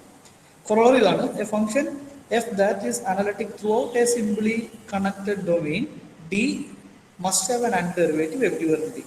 അത് നമ്മുടെ തൊട്ട് മുന്നേ ഞാൻ പറഞ്ഞില്ലേ, തേർഡ് റിസൾട്ട് നിങ്ങൾ ഓർക്കണം. ഞാൻ ആ സൈഡിലേക്ക് ഒന്ന് പോവാം, സൈഡ് കാണുന്നില്ലെങ്കിൽ ഒന്ന് ഇന്ററപ്റ്റ് ചെയ്യണം. ഇതാണ് 44 എന്ന സ്ലൈഡാണ്. ഇവിടെ ആന്റി ഡെറിവേറ്റീവ് എക്സിസ്റ്റ് ചെയ്യാനുള്ള, അതായത് നമ്മൾ ഈക്വലന്റ് സ്റ്റേറ്റ്മെന്റ് പറഞ്ഞാൽ 3 സ്റ്റേറ്റ്മെന്റിൽ ഒന്നാമത്തെ സ്റ്റേറ്റ്മെന്റും മൂന്നാമത്തെ സ്റ്റേറ്റ്മെന്റും ഈക്വലന്റ് ആണ് എന്ന് നമ്മൾ തൽക്കാലത്തേക്ക് അസ്യൂം ചെയ്താൽ, പ്രൂഫൊന്നും നമ്മൾ നടത്തിയിട്ടില്ല, പക്ഷേ തിയറത്തിന് സ്റ്റേറ്റ്മെന്റ് ഉള്ളതുകൊണ്ട് അത് നമ്മൾ മനസ്സിലാക്കിയാൽ നമുക്ക് പറയാൻ പറ്റും integrals of f of Z around A closed contour എപ്പോഴും 0 ആണെങ്കിൽ ആന്റി ഡെറിവേറ്റീവ് ഉണ്ടാവും. അതാണ് ഈ കൊറോളയുടെ ആക്ച്വലി പ്രൂഫായിട്ട് എഴുതിയിരിക്കുന്നത്. അപ്പോൾ ആ പ്രൂഫ് നമ്മുടെ ടെക്സ്റ്റിൽ മെൻഷൻ ചെയ്തിട്ടുണ്ട് ബൈ റെഫറിംഗ് ദാറ്റ് തിയറം അല്ലെങ്കിൽ third statement of that theorem. അത് ഉപയോഗിച്ചുള്ള പ്രൂഫ് ചിലപ്പോൾ ചോദിക്കാം, ഈ കൊറോളയുടെ പ്രൂഫായിട്ട് നമ്മളത് ചോദിക്കാവുന്നതാണ്. ഇനി 49 എന്ന് പറയുന്നത് സിംപ്ലി കണക്റ്റഡ് ഡൊമൈൻ അല്ല. പിന്നെ എന്തൊക്കെ കണക്റ്റഡ് ഡൊമൈൻസ് ഉള്ളത്? മൾട്ടിപ്ലി കണക്റ്റഡ് ഡൊമൈൻസ് ഉണ്ടാവും. അതിന്റെ ഡെഫിനിഷൻ എന്താണ്? A domain that is not simply connected എന്ന് വെച്ചാൽ സിംപ്ലി കണക്റ്റഡ് അല്ല. നമ്മൾ കോണ്ടൂർ ഉപയോഗിച്ച് എന്താണ് സിംപ്ലി കണക്റ്റഡ് ഡൊമൈൻ പറയും. അങ്ങനെ അല്ലാത്ത ഡൊമൈൻസിനെ വിളിക്കുന്ന പേരാണ് മൾട്ടിപ്ലി കണക്റ്റഡ് ഡൊമൈൻസ് എന്ന് വിളിക്കുന്നത്. അപ്പോൾ അവിടെ ഹോൾഡ് ചെയ്യാവുന്നൊരു തീറം എന്തായിരിക്കും എന്നുള്ളതാണ് അടുത്ത തീറത്തായിട്ട് പറഞ്ഞിരിക്കുന്നത്. അതായത് ഒന്നിലധികം ക്ലോസ്ഡ് കോണ്ടൂർസ്, അതായത് സി ഒരു സിമ്പിൾ ക്ലോസ്ഡ് കോണ്ടൂർ ആണ് described in the anti clock wise direction. അത് ഒരു പ്രത്യേക ശ്രദ്ധിക്കേണ്ട ഒരു പ്രത്യേക കാര്യം എന്താണെന്ന് വെച്ചാൽ, നമ്മൾ നേരത്തെ പറഞ്ഞ ഒരു ആർക്കാണെങ്കിൽ പോലും നമുക്ക് അതിന്റെ ഡയറക്ഷൻ കൊടുക്കാൻ പറ്റും. ഇപ്പോൾ ഡയറക്ഷൻ എന്ന് പറയുന്നത് ഇനീഷ്യൽ പോയിന്റ് തുടങ്ങി ഫൈനൽ പോയിന്റ് വരെയുള്ളതാണ് അതിന്റെ ഡയറക്ഷൻ. എങ്ങനെയാണോ ആ കർവിൽ കൂടെ മൂവ് ചെയ്യുക അതാണ് അതിന്റെ ഡയറക്ഷൻ. അപ്പൊ രണ്ട് തരത്തിൽ പറയാം. കൗണ്ടർ ക്ലോക്ക് വൈസ് എന്നൊക്കെ പറയാൻ പറ്റും. വേണമെങ്കിൽ നമുക്ക് പറയാം അല്ലെ, ക്ലോക്ക് വൈസും കൗണ്ടർ ക്ലോക്ക് വൈസും, അല്ലെങ്കിൽ എങ്ങനെയാ ക്ലോക്ക്. അപ്പൊ നമ്മൾ ഉദ്ദേശിക്കുന്നത്രേ ഉള്ളൂ, നമ്മളുടെ അതായത് ഇത് മൂവ് ചെയ്യുന്ന ഡയറക്ഷൻ നോക്കുക, അല്ലെങ്കിൽ ഇത് എങ്ങനെയാണോ ഇരിക്കുന്നത് നമ്മൾ നോക്കണ്ടേ. ഇതിന്റെ സർക്കുലർ ഒരു എന്താ പറയുക, ഈ ഏത് തരത്തിലുള്ള കർവാണെങ്കിലും നമ്മൾ ഇതിവിടെ മൂവ് ചെയ്യുമ്പോൾ, ഈ പറയുന്ന കർവിൽ കൂടെ മൂവ് ചെയ്യുമ്പോൾ നമ്മൾ മൂവ് ചെയ്യുന്നതിന്റെ ലെഫ്റ്റ് സൈഡ്, അല്ലെങ്കിൽ നമുക്ക് വേറെ പറഞ്ഞാൽ ഇതിനൊരു സർക്കിളായിട്ട് സ്ട്രെച്ച് ചെയ്യുക. സ്ട്രെച്ച് ചെയ്യുമ്പോൾ അതിന് ആന്റി ക്ലോക്ക് വൈസ് ഡയറക്ഷൻ ആണോ, അതാണ് ഇവിടെ കൗണ്ടർ ക്ലോക്ക് വൈസും ആന്റി ക്ലോക്ക് വൈസും ഉള്ള മീനിങ് കൊണ്ട് ഉദ്ദേശിക്കുന്നത്. ഈ കർവിൽ കൂടെ മൂവ് ചെയ്യുമ്പോൾ നമ്മൾ ശ്രദ്ധിക്കേണ്ടത്, ഇതൊരു സ്ട്രെച്ച് ചെയ്തൊരു സർക്കിൾ ആക്കി കഴിഞ്ഞാൽ കൗണ്ടർ വൈസും ക്ലോക്ക് വൈസും കൗണ്ടർ ക്ലോക്ക് വൈസും നമുക്ക് പറയാൻ പറ്റും. അത് തന്നെയായിരിക്കും ആ സിയുടെ കൗണ്ടർ ക്ലോക്ക് വൈസും ക്ലോക്ക് വൈസും പറയുന്ന ഡയറക്ഷൻ ആയിട്ട് പറയും. അപ്പോൾ സി എന്ന് പറയുന്നത് സിമ്പിൾ ക്ലോസ്ഡ് കോണ്ടൂറാണ് വിത്ത് ഡയറക്ഷൻ. അപ്പോൾ അത് എക്സ്പ്ലെയിൻ ചെയ്യാൻ വേണമെങ്കിൽ ഒരു സർക്കിളിന്റെ എക്സാമ്പിൾ എടുക്കാം. നമുക്ക് e⁻ എന്ന് പറയുന്നത് പിയുടെ വാല്യൂസ് 0 to 2π നമ്മൾ വാരി ചെയ്താൽ അത് ആ സർക്കിളിനെ കൗണ്ടർ ക്ലോക്ക് വൈസിലാണ് എന്താ പറയുക ട്രേസ് ചെയ്യുക.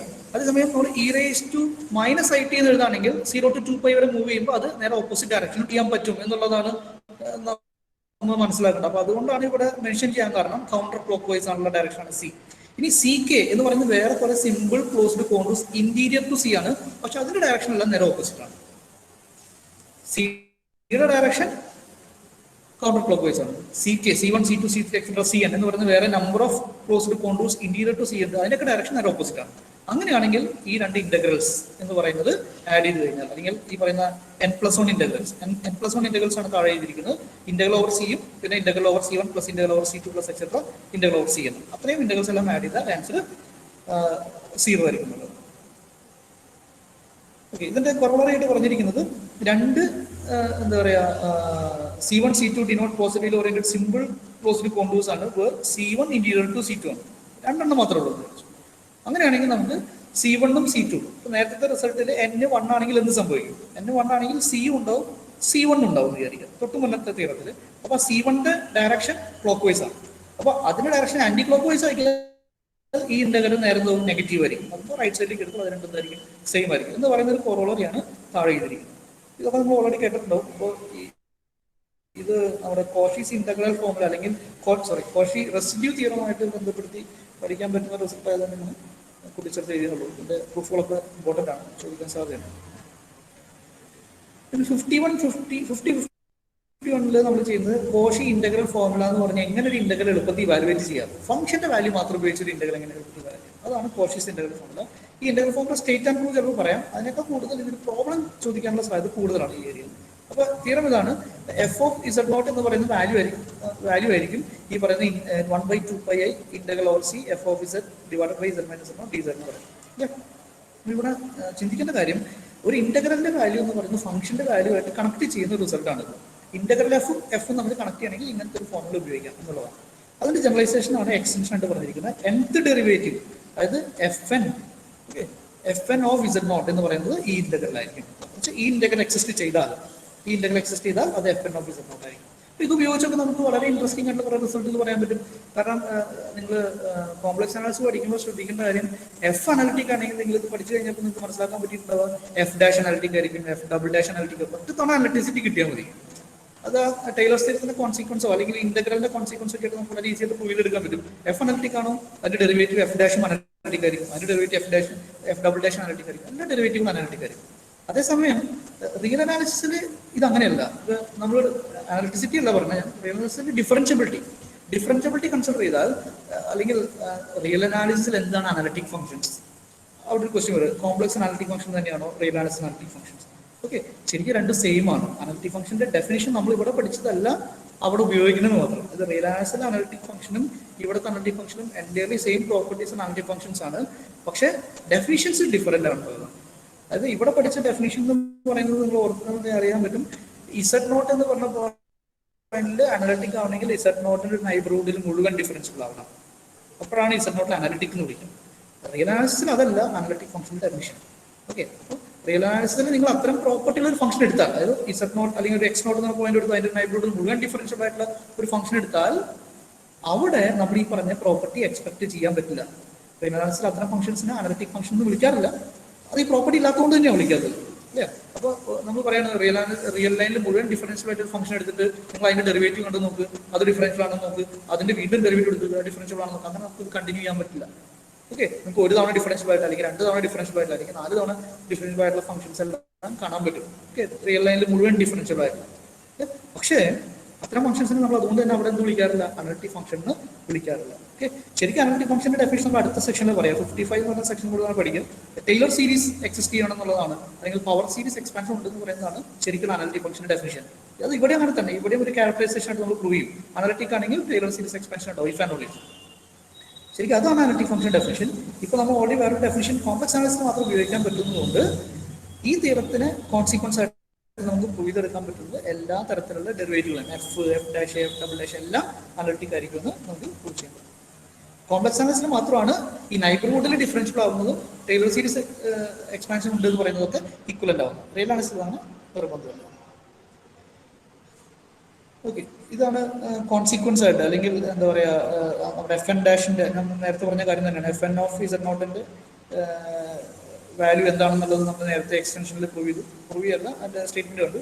അതിന്റെ കോൺസിക്വൻസ് ആയിട്ട് കിട്ടുന്ന കാര്യങ്ങളാണ് ഈ പറയുന്നത്. If a function f is analytic to a given point, then its derivatives all orders are analytic in the same region.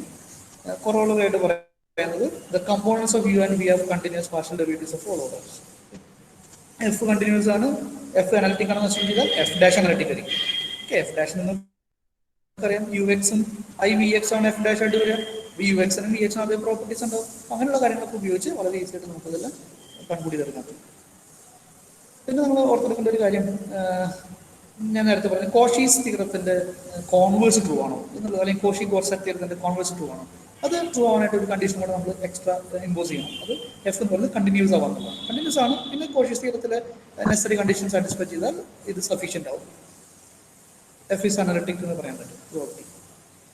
പിന്നെ വളരെ ഇൻട്രസ്റ്റിംഗ് ആയിട്ടുള്ള ഒരു ഇൻഇക്വാളിറ്റി, ഇത് പ്രൂവ് ചെയ്യാൻ ചോദിക്കാറുണ്ട്, അല്ലെങ്കിൽ ഇതുമായി ബന്ധപ്പെടുത്തി ക്വസ്റ്റ്യൻസ് ചോദിക്കാറുണ്ട്. എക്സസൈസ് ഒക്കെ ഒന്ന് റെഫർ ചെയ്യുകയാണെങ്കിൽ ഇതിന്റെ ഇതുമായി ബന്ധപ്പെട്ട ക്വസ്റ്റ്യൻസ് കണ്ടെത്താൻ പറ്റും. ഇതില് ശരിക്കും ഇതൊക്കെ അറിയപ്പെടുന്ന ഒരു ഇൻഇക്വാളിറ്റിയാണ് താഴെ ചെയ്തിരിക്കുന്നത്, തിയറം 3 എന്ന് പറഞ്ഞു ചെയ്തിരിക്കുന്നത്. അതിൽ പറഞ്ഞിരിക്കുന്ന കാര്യത്തിലേ ഉള്ളൂ. നമുക്കൊരു ഞാൻ സ്റ്റേറ്റ്മെന്റ് വായിക്കാം. Suppose that a function f is analytic inside and on a positively oriented circle CR. Okay, positively oriented എന്ന് പറഞ്ഞാൽ നമ്മൾ പറഞ്ഞ കൗണ്ടർ ക്ലോക്ക് വൈസ് ആണ്, അതാണ് positively oriented. Okay, centred naught and value of opposite on CR on the curve. Nth derivative at z naught can be estimated using this inequality, n factorial mr divided by r raised to n. ഈ R എന്ന് പറയുന്ന ആ പറയുന്ന CR എന്ന് പറയുന്ന ഇവിടെ denote ചെയ്തിരിക്കുന്ന തൊട്ട് മുന്നേ ഡിനോട്ട് ചെയ്തിരിക്കുന്ന z naught സെന്ററും r റേഡിയസ് ആണ്. ഓക്കെ, 53 എന്ന് പറയുന്ന സെക്ഷനിൽ വളരെ ഇൻട്രസ്റ്റിംഗ് ആയിട്ടുള്ള രണ്ട് റിസൾട്ടുകളാണ്. കോംപ്ലക്സ് അനാലിസിലെ വളരെ ഫേമസ് ആയിട്ടുള്ള വളരെ റെലവന്റ് ആയിട്ടുള്ള സെക്കൻഡ് സ്റ്റേറ്റ്മെന്റ് നമുക്ക് ഫണ്ടമെന്റൽ തിയറം ഓഫ് ആൾജിബ്ര എന്ന് പറയാം. ലൈവ്ലിസ് തിയറം ഉപയോഗിച്ച് തന്നെ ഫണ്ടമെന്റൽ തിയറം ആൾജിബ്ര പ്രൂവ് ചെയ്യാം. അതിന്റെ പ്രൂഫുകളൊക്കെ നോക്കണം. സ്റ്റേറ്റ് ആൻഡ് പ്രൂഫ്, ഈ നെയിംഡ് തിയറത്തിന്റെ ഒക്കെ പ്രത്യേകത നിങ്ങൾ സ്റ്റേറ്റ് ആൻഡ് പ്രൂഫ് സ്റ്റേറ്റ്മെന്റും കൂടെ കണ്ടുപിടിക്കണം എന്നുള്ളത് വളരെ ഇമ്പോർട്ടന്റ് ആയിട്ടുള്ള കാര്യമാണ്. അത് നെയിംഡ് തിയറം, നെയിം തിയറം വെച്ചാൽ fundamental theorem of algebra, Liouville's theorem. Statement പറയാതെ തന്നെ തിയറം നമുക്ക് ഐഡന്റിഫൈ ചെയ്യാൻ പറ്റുന്നതാണെങ്കിൽ ഉറപ്പായിട്ടും അത് സ്റ്റേറ്റ് ആൻഡ് പ്രൂവ് എന്ന് പറയുന്ന തരത്തിൽ ചോദിക്കാനുള്ള സാധ്യതയുണ്ട്. ഇപ്പോൾ ലൈവ്ലിസ് തിയറം പറയുന്നതാണ് ഒരു ഫംഗ്ഷൻ എൻഡെയർ ആണ്. എൻഡെയർ എന്ന് പറഞ്ഞാൽ നമ്മളവിടെ നേരത്തെ ഇന്നലെ അനലിറ്റിക് ഫംഗ്ഷൻസ് കണ്ടപ്പോൾ ശ്രദ്ധിച്ചു കാണും. ഡൊമൈൻ, അത് അനലിറ്റിക് ആവുന്ന റീജിയൻ എന്ന് പറയുന്നത് ഹോൾ കോംപ്ലക്സ് പ്ലെയിൻ ആയിരിക്കും. ഫൈനൈറ്റ് പാർട്ട് എന്നൊക്കെ പറഞ്ഞ് ഇന്നലെ നമ്മൾ കൂടുതൽ എക്സ്പ്ലെയിൻ ചെയ്തായിരുന്നു. എഫ് ഓഫ് ഇസഡ് എന്ന് പറയുന്നത് കോൺസ്റ്റന്റ് ഔട്ട് എപ്പോ അത് എൻഡെയർ ബൗണ്ടഡ് ആയി കഴിഞ്ഞു. ഓക്കെ, ഇത് വളരെ ഇമ്പോർട്ടൻ്റ്. കാരണം നമ്മൾ റിയൽ അനാലിസിസുമായിട്ട് ഇവിടെ ചെയ്താൽ, അതായത് നമ്മൾ ഇന്നലെ പറഞ്ഞ സൈൻ ഇസഡ് സൈൻ എക്സ് എന്ന് പറയുന്ന രണ്ട് ഫംഗ്ഷൻസ്, ഒരെണ്ണത്തിന്റെ ഡൊമൈൻ അടുത്തിന്റെ ഡൊമൈൻ കോംപ്ലക്സ് പ്ലെയിനും ആണെങ്കിൽ റിയൽ ലൈൻ ഡൊമൈൻ ആയിട്ടുള്ള complex is always less than 1 ആണ്. പക്ഷെ സൈൻ ഇസഡിന്റെ എന്ന് പറയുന്നത് ബൗണ്ടഡ് ഫംഗ്ഷൻ അല്ല. സൈനിസിഡ് ബൗണ്ട് ഫംഗ്ഷൻ, സൈനിസിഡ് ഒരു എൻഡയർ ഫംഗ്ഷൻ ആണ്. Analytic throughout sine z is constant throughout എന്ന് പറയാൻ പറ്റും. നമുക്കറിയാം സൈനിസിഡ് കോൺസ്റ്റന്റ് അല്ല, സൈൻ 0 വാല്യൂ 0 സൈൻ 5 വാല്യൂ 1 ആണ്. അപ്പൊ അതുകൊണ്ട് തന്നെ സൈനിസിഡ് എൻഡയർ ആണെന്ന് ഓൾറെഡി അതിന്റെ CR ഇക്വേഷൻസ് ഒക്കെ വെരിഫൈ ചെയ്ത് കണ്ടിന്യൂറ്റി ചെക്ക് ചെയ്ത് അറിയാൻ പറ്റും. പക്ഷെ ബൗണ്ടഡ്നെസ്സിന് ഒരു വകുപ്പില്ല. ഒരിക്കലും ബൗണ്ടഡ് ആവാൻ പറ്റില്ല. ബൗണ്ടഡ് ആയാൽ പറ്റുന്നത് കോൺസ്റ്റന്റ് ആണ്. അതാണ് ഈ തിയറം. സിമ്പിൾ സ്റ്റേറ്റ്മെന്റ് ആണെങ്കിലും വളരെ ഇമ്പോർട്ടന്റ് ആയിട്ടുള്ള ഒരു സ്റ്റേറ്റ്മെന്റ് ആണ് പറയാൻ. പിന്നെ നമുക്കറിയാവുന്ന ഒരു ഫണ്ടമെന്റൽ തിയറം ഓഫ് ആൾജിബ്രയുടെ സ്റ്റേറ്റ്മെന്റ് ആണ് കൊടുക്കുന്നത്. അത് every non constant polynomial has at least one zero. അതിന്റെ പ്രൂഫുകളൊക്കെ നോക്കണം. അത് ലൈവ് സീറോ ഒക്കെ ഉപയോഗിച്ച് അല്ലെങ്കിൽ ഈ പറയുന്ന ഡെറിവേറ്റീവ് ഉപയോഗിച്ച് വളരെ ഈസി ആയിട്ട് കണ്ടുപിടിക്കാൻ പറ്റും. 55 എനിക്ക് തോന്നുന്നു ഈ മൊഡ്യൂളിന്റെ ലാസ്റ്റ് സെഷനാണിത്. ഈ മൊഡ്യൂളിന്റെ ലാസ്റ്റ് സെഷനിൽ ഡിസ്കസ് ചെയ്യുന്ന ഒരു ഇമ്പോർട്ടൻ്റ് ആയിട്ടുള്ള ഒരു പ്രിൻസിപ്പിൾ അല്ലെങ്കിൽ ഒരു ഇൻഇക്വാലിറ്റി എന്ന് പറയുന്നത് മാക്സിമം മോഡൽസ് പ്രിൻസിപ്പിൾ ആണ്. ഈ മാക്സിമം മോഡൽസ് പ്രിൻസിപ്പിൾ പറയുന്നത് വീണ്ടും പോയിട്ടുണ്ട്. അപ്പോൾ 54 എന്ന് പറയുന്നത് രണ്ട് മൂന്ന് ഇൻഇക്വാലിറ്റിനെ പറ്റിയാണ് പ്രധാനമായിട്ടും പറയാറുള്ളത്. അതായത് ഈ കാര്യം ശ്രദ്ധിക്കുന്നത് കോംപ്ലക്സ് അനാലിസിസ് പലപ്പോഴും കുട്ടികൾ തെറ്റിക്കാൻ സാധ്യതയുള്ളൂ. അല്ലെങ്കിൽ ഞാനും പഠിക്കുന്ന കാര്യം, നമ്മൾ പലപ്പോഴും മാക്സിമം വാല്യൂ മിനിമം വാല്യൂ എന്ന് പറയുമ്പോൾ നമ്മൾ ഒരു കാര്യം അഷ്യൂർ ചെയ്യേണ്ടത് ഒരു സ്ഥലത്ത് മാത്രമേ അത് ഉണ്ടാവുള്ളൂ. അത് ഇപ്പൊ നമ്മളോട് ചോദിക്കുകയാണ് -1 + i ആണോ അതോ 1 + i ആണോ വലുത് എന്ന് ചോദിച്ചാൽ നമുക്ക് ഈ കമ്പാരിസൺ കോംപ്ലക്സ് നമ്പറിൽ പോസിബിൾ അല്ല. യൂഷ്വൽ കമ്പാരിസൺ ഞാൻ പറഞ്ഞു പോസിബിൾ അല്ല. പലതരത്തിലുള്ള കമ്പാരിസൺസ് ഉണ്ട്, പക്ഷേ യൂഷ്വൽ കമ്പാരിസൺ ആണ് പോസിബിൾ അല്ല. അപ്പോൾ കമ്പാരിസൺ പോസിബിൾ ആവുന്ന സ്ഥലത്ത് മാത്രമാണ് ലെസ് ദാൻ ഗ്രേറ്റർ ദാൻ അങ്ങനെയുള്ള ഒരു ഓർഡറിങ് നമുക്ക് ഉണ്ടാക്കാൻ പറ്റുള്ളൂ. അപ്പോൾ കോംപ്ലക്സിലെ മാക്സിമം മോഡൽസ് പ്രിൻസിപ്പിൾ എന്നൊക്കെ പറയുന്നത് എഫ് ഓഫ് ഇസഡിന്റെ മാക്സിമം വാല്യൂ എന്ന് പറഞ്ഞാലും അവിടെ ഉദ്ദേശിക്കുന്ന മാക്സിമം വാല്യൂ എന്ന് പറയുന്നത് മോഡ് എഫ് ഓഫ് ഇസഡിനാണ്. കാരണം എഫ് ഓഫ് ഇസഡ് ഒരു റിയൽ നമ്പറോ അല്ലെങ്കിൽ നമുക്ക് കമ്പയർ ചെയ്യാൻ പറ്റിയ ക്വാണ്ടിറ്റി അല്ല. ഓക്കെ, യൂഷ്വൽ കമ്പാരിസൺ പോസിബിൾ ആയിട്ടുള്ള ക്വാണ്ടിറ്റി അല്ല. അപ്പൊ നമ്മൾ എന്ത് ചെയ്യുന്നത് വെച്ചാൽ മോഡ് എഫ് ഓഫ് ഇസഡ് എടുത്താണ് എഫ് ഓഫ് ഇസഡിന്റെ മാക്സിമം വാല്യൂ പറയുന്നത്. അപ്പോൾ മോഡ് എഫ് ഓഫ് ഇസഡ് എന്താണ്? അതൊരു റിയൽ നമ്പർ ആണ്. രണ്ട് റിയൽ നമ്പർ കിട്ടിയാൽ ഏതാണ് വലുത് ചെറുത് നമുക്ക് കമ്പയർ ചെയ്യാൻ പറ്റും. അപ്പൊ അത്തരം അപ്പൊ നിങ്ങൾ ഈ ത്രോട്ട് ഈ സ്ക്രീനിൽ നിങ്ങൾ കാണാം അല്ലെങ്കിൽ നിങ്ങൾ ഈ സ്ലൈഡിൽ കാണുമ്പോൾ മോഡുലസ് ഉപയോഗിച്ചിരിക്കും. കാരണം കമ്പയർ ചെയ്യാൻ പോവാണ്, കമ്പാരിസൺ മോഡ് ഉപയോഗിച്ചാണ്. അപ്പൊ എവിടെയെങ്കിലും നിങ്ങൾ ആരെങ്കിലും സ്റ്റേറ്റ് ചെയ്യുന്നത് കണ്ടു mod f maximum value comparison ഒന്നും പറഞ്ഞിട്ടില്ലെങ്കിൽ മാക്സിമം വാല്യൂ ഓഫ് 3 റിസൾട്ട് ആണുള്ളത്.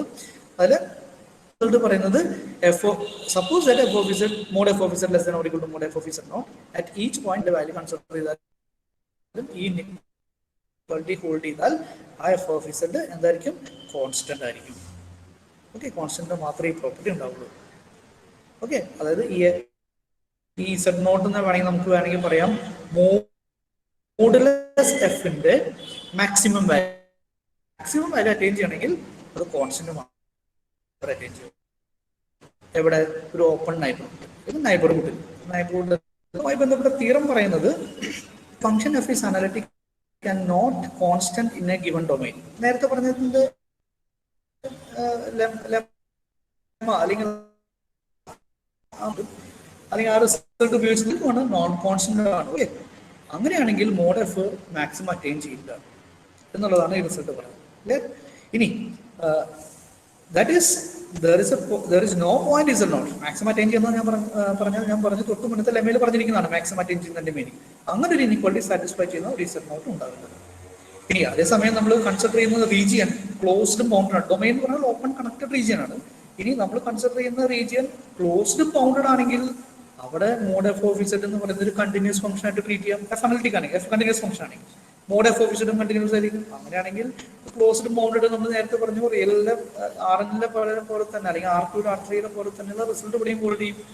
Continuous function defined on A closed and bounded region maximum attain ചെയ്യും, മിനിമം അറ്റൈൻ ചെയ്യും. അപ്പൊ ഈ പറഞ്ഞ കാര്യങ്ങളെല്ലാം നമുക്ക് കണ്ടുപിടിക്കാൻ പറ്റും. ഡിസ്റ്റിങ്വിഷ് ചെയ്യാം. ഓപ്പൺ ആയിട്ടുള്ള അല്ലെങ്കിൽ ഡൊമൈൻ ആണ് കൺസിഡർ ഉണ്ടെങ്കിൽ അനലിറ്റിക് ഫംഗ്ഷൻസോ കണ്ടിന്യൂസ് ഫംഗ്ഷൻസോ മാക്സിമം അറ്റൈൻ ചെയ്യാമെന്ന് നിർബന്ധമില്ല.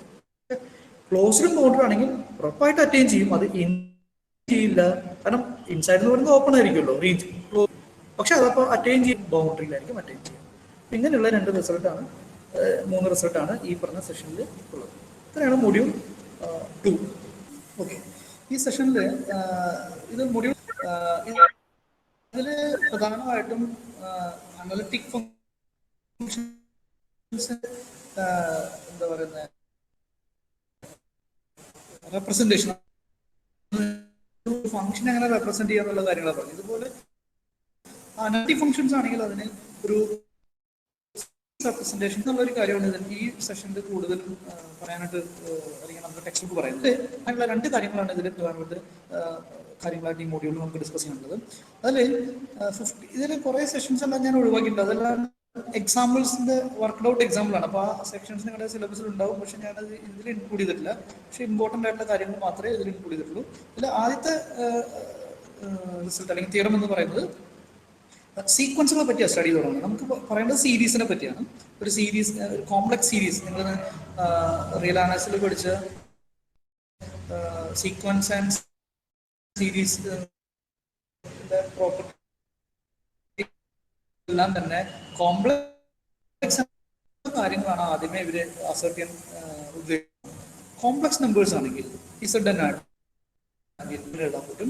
സോ എക്സ് എന്ന് പറയുന്നത് റിയൽ സീക്വൻസ് ആയിരിക്കും, വൈ എന്ന് പറഞ്ഞ റിയൽ സീക്വൻസിനും വൈ എന്ന് പറഞ്ഞ റിയൽ സീക്വൻസിനും കൺവെർജൻസ് ഉപയോഗിച്ച് നമുക്ക് ഇസഡിന്റെ കൺവെർജൻസ് പറയാം. അത് ആദ്യത്തെ തിയറം.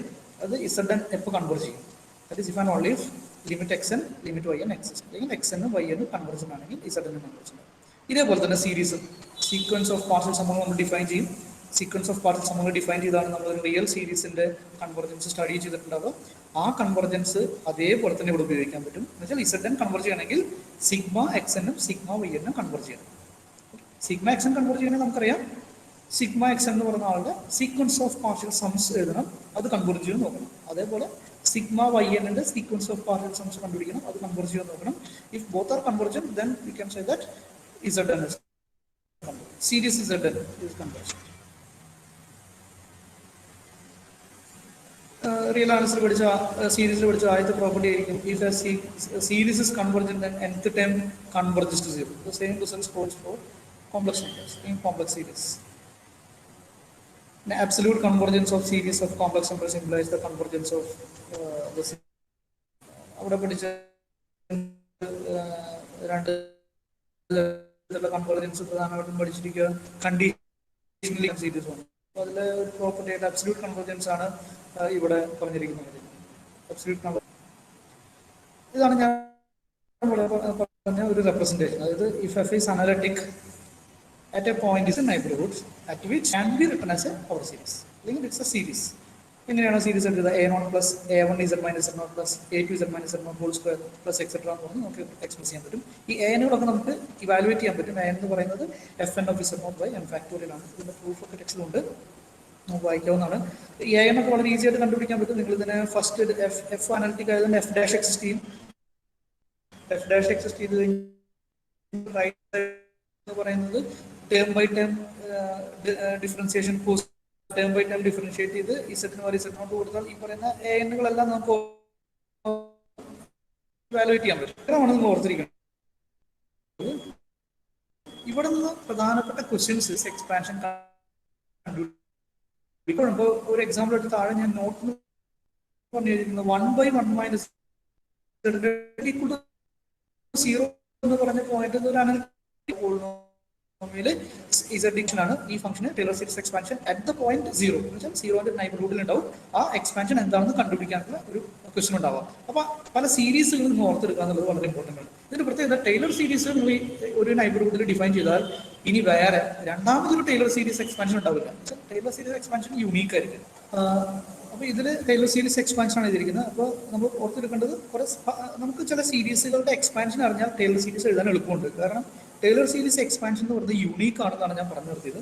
യൂണീക്ക് എന്ന് പറഞ്ഞാൽ അതിനർത്ഥം നിങ്ങളൊരു നൈബർഹുഡിൽ ഒരു ഫംഗ്ഷന്റെ ടൈലർ സീരീസ് എക്സ്പാൻഷൻ എഴുതി ഇനി വേറൊരാൾ എഴുതുമ്പോൾ വേറൊരു എക്സ്പാൻഷൻ കിട്ടും? ഇല്ല, സെയിം ആയിരിക്കും. സെയിം ഇൻ ദ സെൻസ് ഈ ANകളെല്ലാം സെയിം ആയിരിക്കും. അതുകൊണ്ട് ഒരു വാലിഡ് ആയിട്ടുള്ള എക്സ്പാൻഷൻ കണ്ടുപിടിച്ചാൽ മതി. അതിന് ഓർത്തിരിക്കേണ്ട വളരെ ഇമ്പോർട്ടൻ്റ് ആയിട്ടുള്ള രണ്ട് ഇഷ്ടംപോലെ എന്താ പറയുക എക്സ്പാൻഷൻസ് എല്ലാം അല്ലെങ്കിൽ സീരീസ് റെപ്രസെന്റേഷൻസ് എല്ലാം നിങ്ങൾ കാണാൻ പഠിക്കാൻ പറ്റുന്ന ആൾക്കാർ അങ്ങനെ. ഓക്കെ, നമ്മൾ പറഞ്ഞുകൊണ്ടിരുന്നത് ലോറന്റ് സീരീസിനെ പറ്റിയാണ്. ലോറന്റ് എക്സ്പാൻഷനിൽ ടൈലർ സീരീസ് പോലുള്ള പ്രതീക്ഷിക്കാം.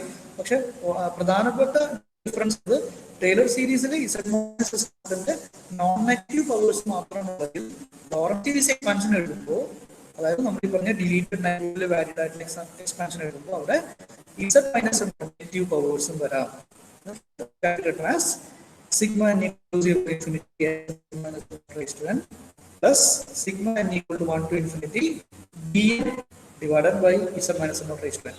z minus n naught raise to എന്ന് പറയുന്നത് ഡിനോമിനേറ്ററിലാണ്. മൈനസ് എൻ നോട്ടിന്റെ നെഗറ്റീവ് പവേഴ്സ് പോസിബിൾ ആണ്. അങ്ങനെയായിട്ടുള്ള ഒരു എക്സ്പാൻഷൻ മാത്രമേ നമുക്ക് അവിടെ എക്സ്പെക്ട് ചെയ്യാൻ പറ്റുള്ളൂ. ഇതിൽ ഈ നെഗറ്റീവ് പവേഴ്സ് നിർബന്ധമൊന്നുമില്ല. നമ്മൾ പറഞ്ഞാൽ നമുക്ക് ജനറലി നമുക്ക് പറയാൻ പറ്റുന്നത് എക്സ്പാൻഷൻ ഈ പറയുന്ന ഫോമിലുള്ള ഒരു എക്സ്പാൻഷൻ ഉണ്ടാവും. ചില സമയത്ത് ഈ പറയുന്ന നെഗറ്റീവ് പവേഴ്സ് ഉണ്ടാവണം എന്ന് നിർബന്ധമൊന്നുമില്ല. നെഗറ്റീവ് പവേഴ്സിന്റെ പാർട്ടിനെ ഇങ്ങനെ സ്പ്ലിറ്റ് ചെയ്തതാണ് കാരണം ഈ നെഗറ്റീവ് പവേഴ്സിന്റെ ഈ സെക്കൻഡ് പാർട്ടിന് നമ്മൾ പറയുന്ന പേര് പ്രിൻസിപ്പൽ പാർട്ട് എന്നാണ്. അതായത് ലോറന്റ് സീരീസ് എക്സ്പാൻഷന്റെ പ്രിൻസിപ്പൽ പാർട്ട്. ഇനി ഇതില് ശ്രദ്ധിക്കുന്ന ലോറന്റ് സീരീസ് എക്സ്പാൻഷനിൽ എന്ന് പറയുന്ന കോഎഫിഷ്യൻസും അല്ലെങ്കിൽ ബി എന്ന് പറയുന്ന കോഎഫിഷ്യൻസും ഈസി ആയിട്ട് നമുക്ക് ഇവാലുവേറ്റ് ചെയ്യാൻ പറ്റും. അതൊരു ഇന്റഗ്രൽ ഉപയോഗിച്ച് മാത്രമേ ഇവാലുവേറ്റ് ചെയ്യാം. അപ്പൊ ഇതിൽ നമ്മൾ എക്സ്പെക്ട് ചെയ്യുന്നതാണ് ഈ പറയുന്ന കോഎഫിഷ്യൻസ് ആണ് നമ്മുടെ ഇമ്പോർട്ടന്റ് ആയിട്ടുള്ള കാര്യം. കോഎഫിഷ്യന്റ് ഇവാലുവേറ്റ് ചെയ്യുന്ന ഒരു ഇന്റഗ്രൽ ഉപയോഗിച്ചാണ്. ഈ കോഎഫിഷ്യന്റ് വളരെ ശ്രദ്ധിക്കണം. ഈ ബി എൻ എന്ന് പറയുന്ന എ എന്ന് പറയുന്ന കോഎഫിഷ്യൻസും ബി എന്ന് പറയുന്ന കോഎഫിഷ്യൻസും രണ്ടിലും ഈ പറയുന്ന ഇന്റഗ്രൽ ഇൻവോൾവ് ചെയ്തിട്ടുണ്ടെങ്കിലും ഈ ബി എന്ന് പറയുന്ന കോഎഫിഷ്യൻസിന് ഒരു ഇമ്പോർട്ടൻസ് ഉണ്ട്. കാരണം അത് ഉപയോഗിച്ച് നമ്മൾ റെസിഡ്യൂ എന്ന് പറയുന്ന ഒരു നമ്പറൊക്കെ ഡിഫൈൻ ചെയ്യാൻ പോവാണ്. കാരണം ആ ബി എന്ന് പറയുന്ന കോഎഫിഷ്യൻസിലെ എന്നിന് പകരം വൺ സബ്സ്റ്റിറ്റ്യൂട്ട് ചെയ്താൽ ഏറ്റവും എഫ് ഓഫ് ഇസഡുമായിട്ട് ഡയറക്റ്റ് കണക്ഷൻ ഉള്ള ഒരു ഫോമുലയാണ് ബി എന്നിന്റെ ഡെഫിനിഷൻ ആക്ച്വലി. അതായത് ബി എൻ എന്ന് പറയുന്നത് 1/2πi integral over c f of z d z divided by z minus n naught raise to minus n plus 1 എന്നാണ് എഴുതിയിരിക്കുന്നത്. അതിൽ എന്നിന് പകരം ഞാൻ വൺ റീപ്ലേസ് ചെയ്താൽ എന്ത് സംഭവിക്കും? ഡിനോമിനേറ്റർ 1 ആയി പോകും. എന്ന് വെച്ചാൽ b1 is directly connected to this f of z. Or integral over c f of z dz is nothing but 2πi b1 എന്ന് പറയാൻ പറ്റും. അപ്പൊ b1 ഒരു റെലവൻസ് ഉണ്ട് എന്നുള്ളത് ഇവിടെ നിന്ന് നമ്മൾ ഓർത്തെടുക്കുന്നതായിരിക്കും. കാരണം ആ b1 നമുക്ക് ഫർദർ നമ്മുടെ ഇന്റഗ്രേഷനൊക്കെ ഇവാലുവേറ്റ് ചെയ്യുന്നതിൽ വളരെ ഇമ്പോർട്ടന്റ് ആയിട്ടുള്ള റെലവെന്റ് ആയിട്ടുള്ള ഒരു കോഎഫിഷ്യൻ ആണ് ഈ b1 എന്ന് പറയുന്നത്. അതുകൊണ്ട് തന്നെയാണ് ലോറന്റ് സീരീസ് ഇത്ര ഇമ്പോർട്ടന്റ് ആവാനുള്ള കാരണം. അപ്പോൾ മനസ്സിലാക്കേണ്ടത് ബി എന്നും എ എന്നും ഇന്റഗ്രൽസ് ഇൻവോൾവ് ചെയ്താണ്. പക്ഷെ എന്നിന് -1 അല്ലെങ്കിൽ എന്നിന് 1 കൊടുത്തു കഴിഞ്ഞാൽ b1 എന്ന് പറയുന്ന coefficient that is directly connected to integral of f of z. ബാക്കി എല്ലാത്തിലും direct integral of f of z ആയിട്ട് കണക്ഷൻ ഇല്ല. ഓക്കെ, അപ്പൊ ഈ ബി എന്നുകളെ പറ്റിയൊന്ന് നമ്മൾ ഓർത്തിരിക്കുന്നത് നന്നായിരിക്കും. അത് നമ്മൾ further integral f of Z over C എന്നുള്ളത് കണ്ടുപിടിക്കാനായിട്ട് നമുക്ക് ഈ ബി എൻ അല്ല ബി വൺ വളരെ ഇമ്പോർട്ടന്റ് ആണ്. നിങ്ങൾ B2 B3 ഒക്കെ എന്താ എടുക്കാത്തെന്ന് ചോദിച്ചാൽ B2 B3 ഒക്കെ അതിൻ്റെതായ ലെവൽസ് ഉണ്ട്. പക്ഷെ അതൊന്നും direct integral f of z ആയിട്ട് കണക്റ്റഡ് അല്ല. F of z divide by c അതുമായിട്ടാണ് ഡയറക്റ്റ് കണക്ഷൻ ഉള്ളത്. അപ്പൊ എഫ് ഓഫ് ഇസഡിന്റെ ഇന്റഗ്രൽ ഡയറക്റ്റ് കണക്ഷൻ B1 മാത്രമാണ്. ഇത്രയാണ് നമ്മുടെ മൊഡ്യൂൾ 3 ഉള്ളത്. ഇനി നമുക്ക് ലാസ്റ്റ് മൊഡ്യൂളിലേക്ക് പോകാം. മൊഡ്യൂൾ 4 എന്ന് പറയുന്നത് നമുക്ക് സിംഗുലാരിറ്റികളുടെ ഞാൻ ഇമ്പോർട്ടൻ്റ് എന്ന് പറയാൻ കാരണം എന്താണെങ്കിൽ ഇത്ര നേരം നമ്മൾ അനാലിറ്റിക് ഫംഗ്ഷൻസ് ഭയങ്കര സ്ട്രോങ് ആയിട്ടുള്ള പ്രോപ്പർട്ടീസ് ഉള്ള ആൾക്കാരെ പറ്റിയാണ് നമ്മൾ സ്റ്റഡി ചെയ്തുകൊണ്ടിരുന്നത്. ഇതുവരെ ഈ ഒരു പ്രോപ്പർട്ടി വയലേറ്റ് ചെയ്യപ്പെട്ടാൽ എന്ത് സംഭവിക്കും നമ്മൾ അന്വേഷിച്ചിട്ടില്ല. അപ്പൊ ഈ മൊഡ്യൂൾ മുതൽ നമ്മൾ അന്വേഷിക്കാൻ പോകുന്നത് ഇത്തരം ആൾക്കാരെ പറ്റിയാണ്. അതായത് ഏതെങ്കിലും ഒരു പോയിന്റിൽ അനലിറ്റിസിറ്റി ഫെയിൽ ആവാം. അനലിറ്റിസിറ്റി എന്ന് പറയുമ്പോൾ നമ്മൾ ഓർത്തെടുക്കേണ്ട ഒരു കാര്യം ഫംഗ്ഷൻ നമ്മൾ അനലിറ്റിസിറ്റിയിലേക്ക് എത്തിയത് എങ്ങനെയാണ് ഫംഗ്ഷൻ ഡിഫൈൻ ചെയ്ത്. യെസ്, നേരത്തെ സ്ലൈഡ്സ് ഇതിപ്പോ വെർട്ടിക്കൽ ആണ്. ഓക്കെ ഓക്കെ ഓക്കെ, ജസ്റ്റ് ഒന്ന് ഓറിയന്റേഷൻ മാറിപ്പോയത്. ഓറിയന്റേഷൻ ഇപ്പൊ കറക്റ്റ് ആണ്. കറക്റ്റ് അല്ലേ? കറക്റ്റ് ആണ്, കണ്ടിന്യൂ ചെയ്യാം. ശരി ശരി, ഓക്കെ. അപ്പൊ നമ്മൾ ഇവിടെ നിന്ന് നമ്മൾ സ്റ്റഡി ചെയ്യാൻ പോകുന്നത് അനലിറ്റിക് അല്ലാത്ത അല്ലെങ്കിൽ സിംഗുലാരിറ്റികളുള്ള ഫംഗ്ഷൻസിനെ പറ്റിയാണ്. അപ്പൊ ഒരു ഫംഗ്ഷന് സിംഗുലാരിറ്റി അല്ലെങ്കിൽ ഒരു ഫംഗ്ഷൻ അനലിറ്റിക് ആവാനായിട്ട് നമ്മൾ ഏതെല്ലാം പാത്തിൽ കൂടെ മൂവ് ചെയ്തത്? നമ്മൾ ആദ്യം ഫംഗ്ഷൻ ഡിഫൈൻ ചെയ്തു, പിന്നെ ആ ഫംഗ്ഷന് ലിമിറ്റ് ഉണ്ടോ എന്ന് നോക്കി ഒരു പോയിന്റിൽ, പിന്നെ ആ പോയിന്റിൽ ഫംഗ്ഷൻ കണ്ടിന്യൂസ് ആണോ നോക്കി, പിന്നെ ആ പോയിന്റിൽ ഫംഗ്ഷൻ ഡിഫറൻഷ്യബിൾ ആണോ നോക്കി.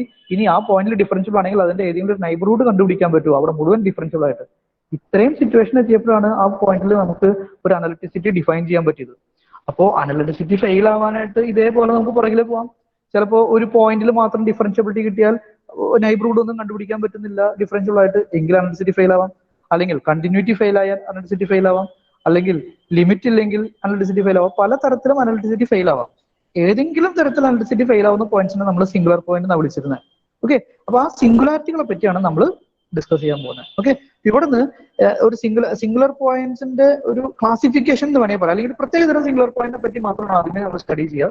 നമ്മുടെ സിലബസിൽ അത്രയേ ഉള്ളൂ. അപ്പൊ അത്തരം സിംഗുലാരിറ്റികളുമായി ബന്ധപ്പെടുത്തി നമുക്ക് ഈ ടൈലർ സീരീസും എന്താ പറയാ ലോറന്റ് സീരീസും ഒക്കെ കണക്ട് ചെയ്യുക എന്നുള്ളതാണ് ഉദ്ദേശിക്കുന്നത്. അപ്പൊ ആദ്യം നമ്മുടെ ഡെഫിനേഷൻ വേണം അത്തരം സിംഗുലർ പോയിന്റ്സിന്റെയാണ്. അതായത് എപ്പോഴാണ് ഒരു singular point isolated singular point എന്ന് വിളിക്കുക. ഇത് ഇസഡ് നോട്ടിനെ ഐസൊലേറ്റഡ് സിംഗുലർ പോയിന്റ് എന്ന് വിളിക്കണമെങ്കിൽ ഇസഡ് നോട്ടിന്റെ ഒരു നൈബർഹുഡ് കണ്ടെത്താൻ പറ്റണം. ഇസഡ് നോട്ട് ഒഴിച്ച് ബാക്കിയുള്ള നൈബർഹുഡിലെ പോയിന്റ്സിലും അനലിറ്റിസിറ്റി വേണം. എന്ന് വെച്ചാൽ നമ്മൾ ലോറൻസ് സീരീസ് എക്സിസ്റ്റ് ചെയ്യാൻ വേണ്ടി നമ്മൾ എന്താണോ റിക്വയർമെന്റ് ആയിട്ട് പറഞ്ഞിരുന്നത്, ആ റിക്വയർമെന്റ് ഉള്ള സിംഗുലാരിറ്റികളെയാണ് നമ്മൾ ഐസൊലേറ്റഡ് സിംഗുലാരിറ്റി എന്ന് വിളിക്കുക. ഈ ഡിലീറ്റഡ് നൈബർഹുഡ് എന്ന് പറഞ്ഞത്രേ ഉള്ളൂ. ഇസഡ് നോട്ടിന് നൈബർഹുഡ് എടുക്കുക, ഇസഡ് നോട്ടിന് ഒഴിവാക്കുക. അതാണ് 0 ലെസ് ദാൻ എന്ന് പറയാം. അപ്പൊ ഇതായിരിക്കും നിങ്ങൾ അവിടെ കണ്ടിരിക്കുന്ന ഒരു ഡെഫിനിഷൻ. ഇതിൽ എക്സാമ്പിൾസ് ആയിട്ട്, അതായത് സിംഗുലാരിറ്റി, ഐസൊലേറ്റഡ് സിംഗുലാരിറ്റിക്കും ഐസൊലേറ്റഡ് അല്ലാത്ത സിംഗുലാരിറ്റിക്കും രണ്ട് ഫംഗ്ഷൻസിന്റെ എക്സാമ്പിൾ എഴുതിയിട്ടുണ്ട്. ആദ്യത്തെ ഫംഗ്ഷൻ ഐസൊലേറ്റഡ് സിംഗുലാരിറ്റി ആണ്.